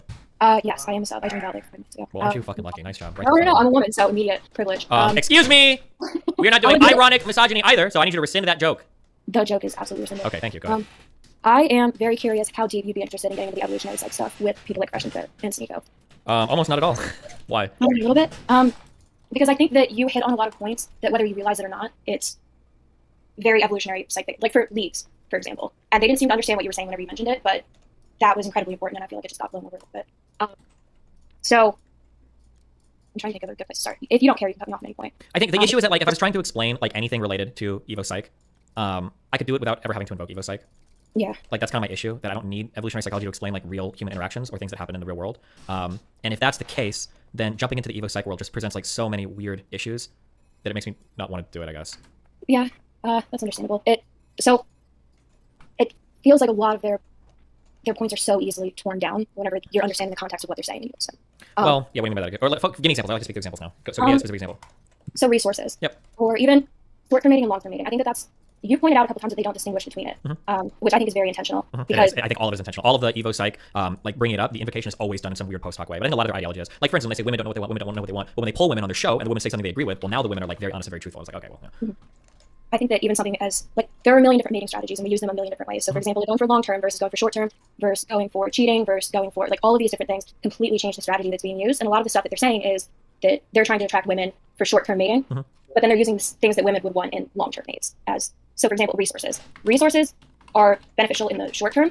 For short-term mating, you can get pretty quick access, but if you're dating a guy who's seeing like 4 other women and all of your mating psychology is focused around not only you surviving, but your offspring surviving and reproducing. So how beneficial is it going to be to me as a woman if you can't actually like stick around long enough to provide resources? Like how much do I really want to trust you? And that's why trust is so vital in relationships with like long-term implications. So they're trying to say, hey, you need to prove to women that you can provide resources, but also you need to be showing women that you're not going to stick around long-term and that you're not special and that you aren't worth being invested in. But that goes completely against what women want the status and the resources for. Yeah, I mean, like, women on like average. I understand what you're saying, but the issue is that like it really feels like when I'm engaging with their points that like there's always going to be kind of these like post hoc ways to get around what they're saying, because again it feels like they really only invoke this stuff when they feel like they like it's all done like post hoc. I'm trying to think of examples. Like we talk about like competing for resources. I feel like I could invent, and this is kind of the problem with invoking Evo Psych. I feel like I could invent a story like to explain away every single time you think you've caught me in an inconsistency. So like if you're saying, and I might say this, like, well, how can you show a woman that you're able to provide resources if you're fucking around with 4 or 5 other types of women at the same time? Because it doesn't seem like the resources are very secure. I imagine their answer to be, well, the type of man that would be able to fuck around with 4 or 5 women at the same time is the type of man that's showing that he has a ton of resources. That's what we call social proof or social credit or social validation. That's why when women look at men that are with other women, they all of a sudden see that man as being more valuable. So actually, you're wrong. A man that's sticking with only one woman, in actuality, that man probably has less resources than a man that can get 5 or 6 women at a time. So women would be gravitating more towards the man that can run the harem rather than the one loser that just wants to be loyal to one woman because he doesn't have the resources to keep down 5 women at once. Like that would be their response.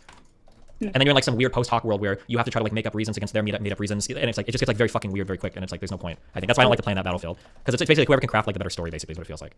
So I just don't think their story is very well crafted. So what do you think that the approach is?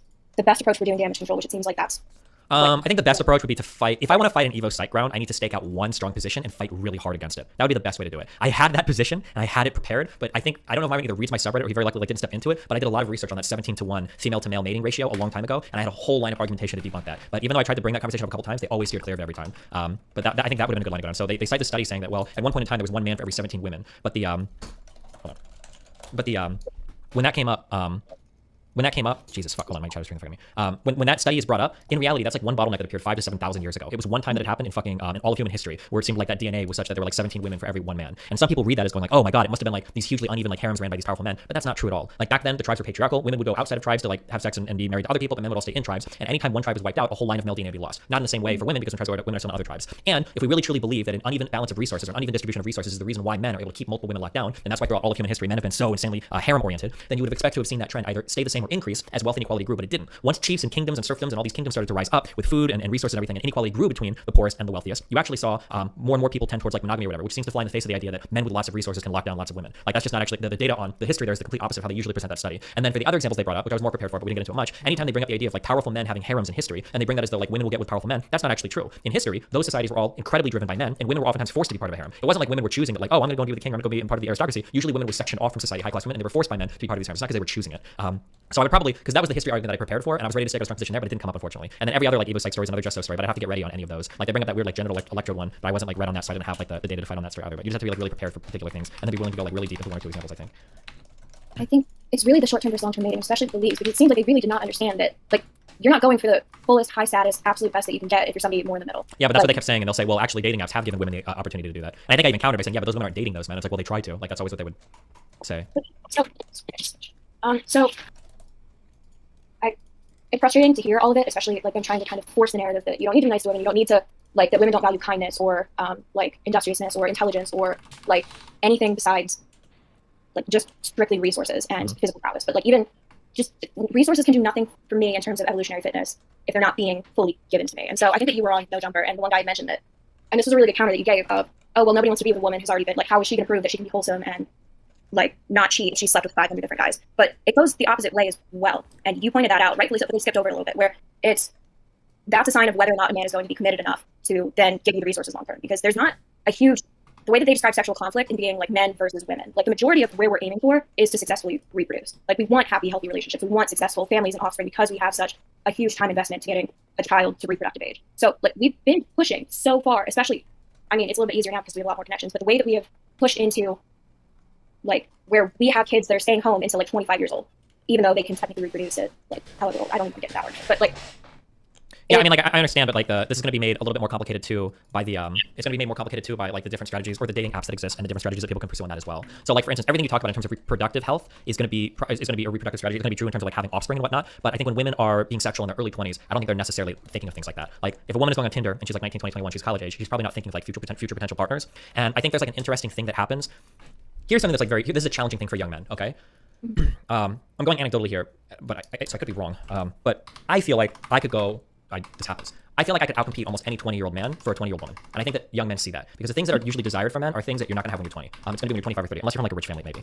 So I think you have this weird issue where men in college at that age aren't necessarily desired by women in college at that age in these dating markets, although a lot of them probably hook up with stuff anyway because they're in similar areas. But in terms of what you see the most, what you see in dating apps, like women will tend towards like a few men or like really high status men or older men. And as a college guy, you're kind of fucked. And I think there's probably a type of resentment that builds in you that a lot of the women that you're interested in your early 20s don't seem interested in you until you're in your late 20s. I think that's like a challenging thing that a lot of people have a hard time dealing with. And I think that I think that there's a lot of misdirected frustration on kind of like the men's end, especially being younger. But what do you mean by misdirected? So my kind of theory is that a lot of these guys, and it shows in these different podcasts, they don't know what they actually want. Do you want a long-term relationship? Do you want a short-term relationship? Do you really actually just want to sleep with a couple girls? Do you really want to be sleeping with like 10 different girls? Congrats, awesome. Do you really think that you're going to be able to get like one super committed girl that's going to lock you down and then have 10 other girls who are going to have sex, even one or two? Like it's probably not going to happen for you. Almost for sure, yeah, I agree, of course. But at the same time, like, do you actually know what you want out of even a short-term partner? Do you know how to filter people out? Do you know, yeah, I want a girl who like, well, I think so. My friends who can do this, and yeah, they don't. I was gonna say this is like the big issue. I agree 100% what you're saying. This is like the big issue with these types of like the manosphere people is that it seems like they don't talk about this because they don't really care. It seems like the goal for a lot of these people is just to like fuck as many women as possible. And I noticed this because I brought this up a few times on the podcast. They don't ever really, or at least I've never heard almost any of these people talk about relationships. They just talk about like getting somebody and fucking somebody, and that's kind of it. I've never heard them talk about like getting into a relationship, maintaining a relationship, like long term. Like I'll hear kind of like the weird like reproductive stuff brought up, and that's it. Yeah. So I mean, it seems like they don't really care that much about that type of stuff. As sad as that is, I guess, or as weird as that is. So if you're actually, so that becomes the issue. If you're teaching guys that I'm interacting with on a day-to-day basis who think like, oh yeah, I should be able to demand this of women, whatever, they can't even get laid on a normal day when they're trying their best. And then like beyond that, even kind of the lower level stuff of you need to go to the gym, you need to work out, you need to be better for yourself, you need to get a house, you need to prove this, you need to prove that, and then you get guys to do all of that, and then they're mad because they made a woman, they're nice to her, they've done all of this work, and she's like, yeah, no, I'm sorry, I just like, you're fine, I'm just not interested in you, like I just don't have it. And then it's like, okay, well, I did all of the things in the formula, why am I not getting laid? Like why am I not getting the girl that I want, even if it's I think that I'm better than her anyway? Like where it ends up being, it comes back around and then they get more and more bitter, and it's almost like that's what's becoming their biggest issue. Yeah, I mean, Like, potentially, yeah. Talon got attracted to you because you seem to think that like you can almost push a button or like do this and this and this, and like that I don't have any agency or any ability to be like, yeah, no, maybe I don't. So Yeah, I know what you mean. I mean, that could definitely be a thing. It'd be interesting listening to them talk about relationships because, yeah, anytime I've even remotely breached that topic, the conversation gets wild. Like, I remember I was on a show. I don't know, maybe this is like a feminine word, or maybe they don't talk about this ever. But like, I remember bringing up the concept of having chemistry with somebody. I brought that up like 3 different times on the show, and every single time I brought it up, they laughed. Like, it wasn't even a real thing, which was like mind blowing to me. And then I think they brought up this idea of I think we were speaking about whether or not like how to figure out if you want to date somebody, and they were saying that their goal was to fuck a woman as soon as possible because they don't know if they want to date somebody and they haven't fucked them yet. And I'm like, what a weird thing, because like fucking somebody and being in a relationship with somebody are two like really different things, even if one is important to the other. So yeah, I don't know, like having a like an actual broken down conversation about what is a relationship, what does an ideal relationship look like to a red pillar? That'd be an interesting conversation. So I don't know, maybe next time we'll push for that. So I mean, is there even anybody on mid-level that you could have that conversation? I like whenever you and Erudite talk about it, and I know I think that I know the debate that you were talking about with the 2 guys who like were virgins or fundamental Christians or whatever. They're like, I don't know what you mean. Like, obviously we're physically compatible. Like, I'm gonna. Oh God, Jesus Christ, yeah. I get so triggered. I was like on vacation. I was on a hike. I was like, I'm gonna listen to Skyland. I don't give a fuck. Like, there's no way that I can listen to 2 men and be like, I don't know. Like, I think that you should just be able to have sex with somebody. I don't. The amount of variation, even somebody who's so perfect otherwise, and sometimes you just do not click. Yeah. Whenever it gets to that point, it's so. Oh my God, that was so bad. Trying to listen to. Yeah, I like talking to Erudite, but the problem is we usually agree on everything, so it's not much like back and forth, unfortunately. But yeah, I don't know. Maybe next time I'm on Fresh Fit, maybe I can bring up one of these topics and we can fight about it. Yeah. But okay, well, is that it? Yeah. Sorry for your mods if a woman coming to the stream and meet up with people getting banned. Well, you know what? If you would have made the misogynistic joke at the beginning, it would have been okay. So. Well, I opened the door. I feel like all of them should have. Okay. Have fun, be careful. I think I need to finally do nuclear power because I need to build a fucking reactor for my suit because these fucking solar panels and batteries suck. Do you want to keep going? Yeah, drag another in. Go for it. Niddle, let's talk. What's up? Okay. Wait, can you hear me? Yeah. How's it going? Okay. Yeah, I agree with you. EvoSec is kind of BS. Like, it's mostly unfalsifiable. It's like historiography, where it's like unfalsifiable narrative. Like, you can find any facts to fit along overarching narrative. Yeah, it's like we can tell the best story, basically. Yeah, and I hate arguments like that. It's sort of like arguing about history. That's why I don't like history that much, even though it's super important, because like whenever you talk about any historical event, it's like which story is the most convincing. So it's really not even worth arguing about. I will say though, I don't think the manosphere actually wants to have the conversation about how they don't want to seriously engage with the idea that all of their techniques or whatever for attracting women like mostly won't work because they just won't. I mean, like if you interact with people like young people, especially if you're like in your early 20s, overwhelming amount of what explains whether or not someone will like keep going on dates with you or give you a chance, I should say, is like how you look and your social status and like some social skills, which like you don't have a lot of that when you're 20 unless you're rich. So that'll just like blackfill half their audience. Sure. And they won't be able to. I mean, you can train some of those skills up, though, I think, right? Which usually. Yeah, social status, or not social status, sorry, like social skills, you can definitely train up. But like I think, especially for young people, I don't know what the research on like older people, but I know for younger people, like physical attractiveness was a huge contributor to whether or not someone would like continue like go on a second date. Like pretty much, I think this has been replicated lots of times, which makes sense. I'm not like shaming people for wanting to date someone who's attractive, but it's like how, like your physical attractiveness does matter. Anyway, something that I'm really curious about. I don't know if there have been studies on this. I didn't think this was real, but I've gone back and I've reviewed like different people that I've like hooked up with and people that I've been close to, or whatever. I'm super curious how much somebody's personality influences how you view them.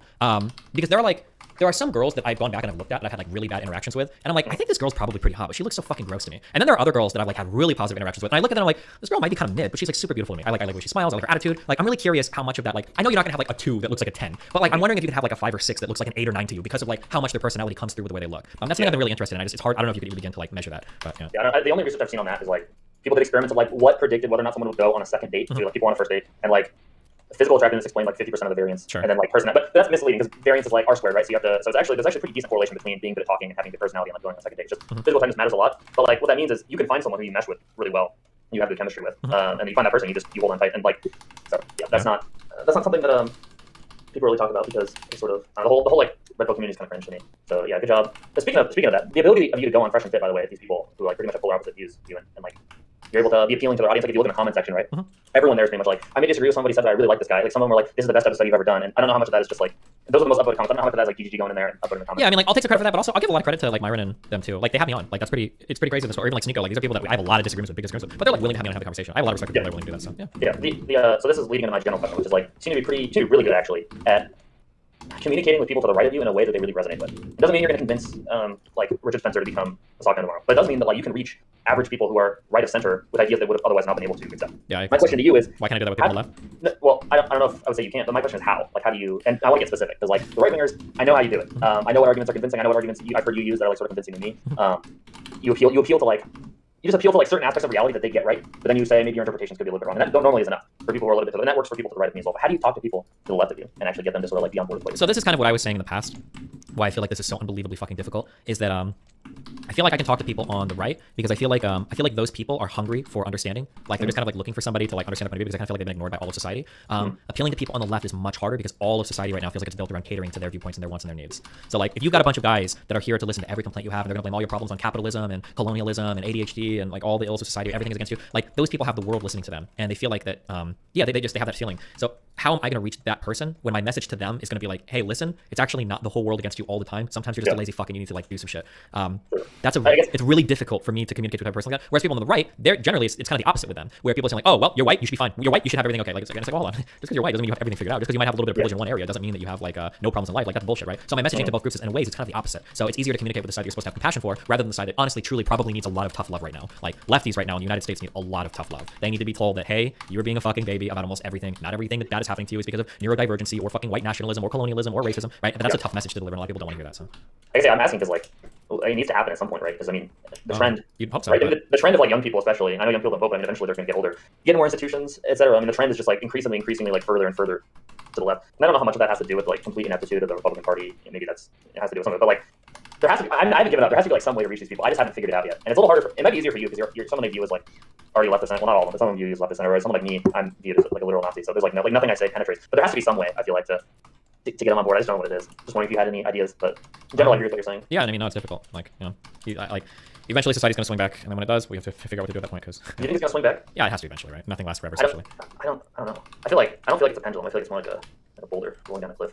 Like I don't know if it's gonna swing back because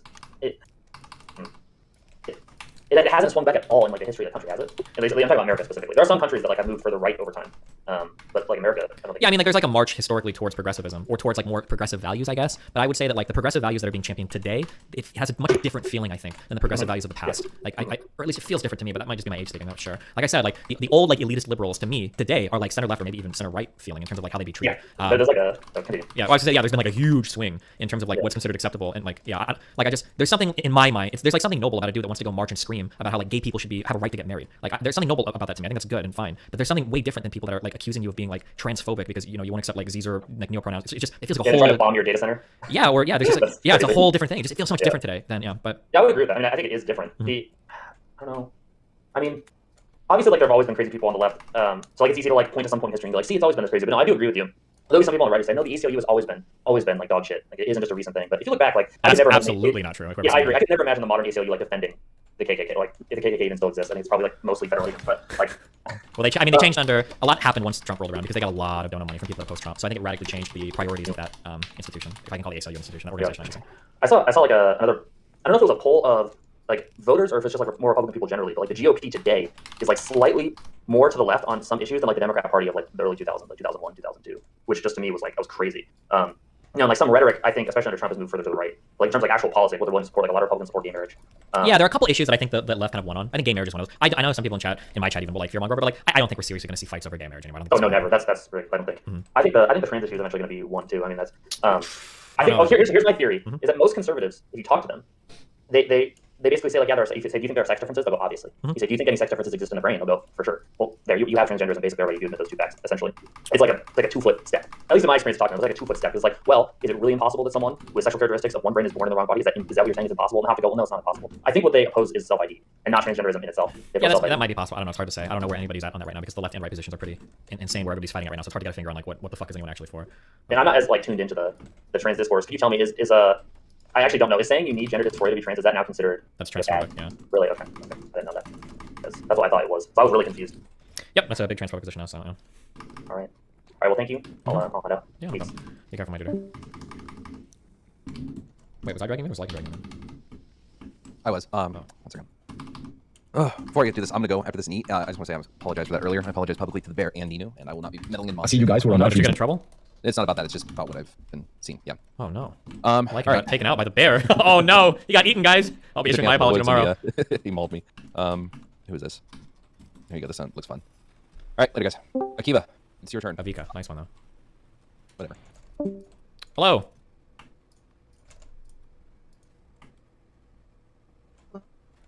Hello. I want to know an argument against that. You want to know what? Wait, your mic is cutting out a lot. Either push to talk or turn the sensitivity way down. Sorry. I don't think so. Try one more time. Hello? Okay, it seems okay now. All right, what's up? Against no, hold on, fuck, I'm sorry. What kind of microphone do you have? What's going on here? Fucking computer mic. The regular computer mic. Okay, I think you're saying you want to know an argument against sex work? Yes, I do. Why? Because I used to be in it, and now I don't like it, so I want to know an argument against it. All right, go talk to Lab. Isn't she the one that's in charge of hating all sex work right now? Well, she's kind of dumb. Well, if she's dumb and that's the person representing your positions, maybe that ought to make you think.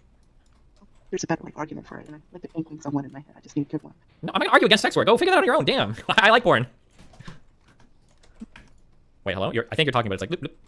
Yeah. Hello. Hello. Access to it is. Hold on. Okay, wait. Try that one more time. Go ahead now. Well, it seemed like access to sex work. Sorry, no. Access to pornography, like very ready access to it. Okay, hold on. I think. Listen, you gotta buy a new microphone. Okay. Do Send more me an sex. email, and, like we can talk about it later once I have a better mic. Sure. Yeah. Go for that. Okay.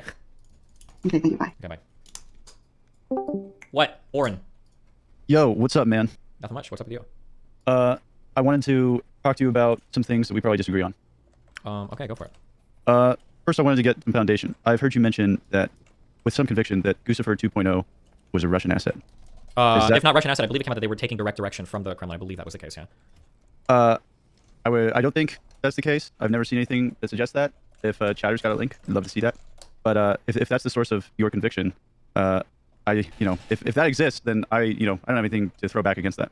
Hold on, let me check real quick. I thought it was part of the Mueller indictments. Let me check. Just give me 1 second. I'll just read this already.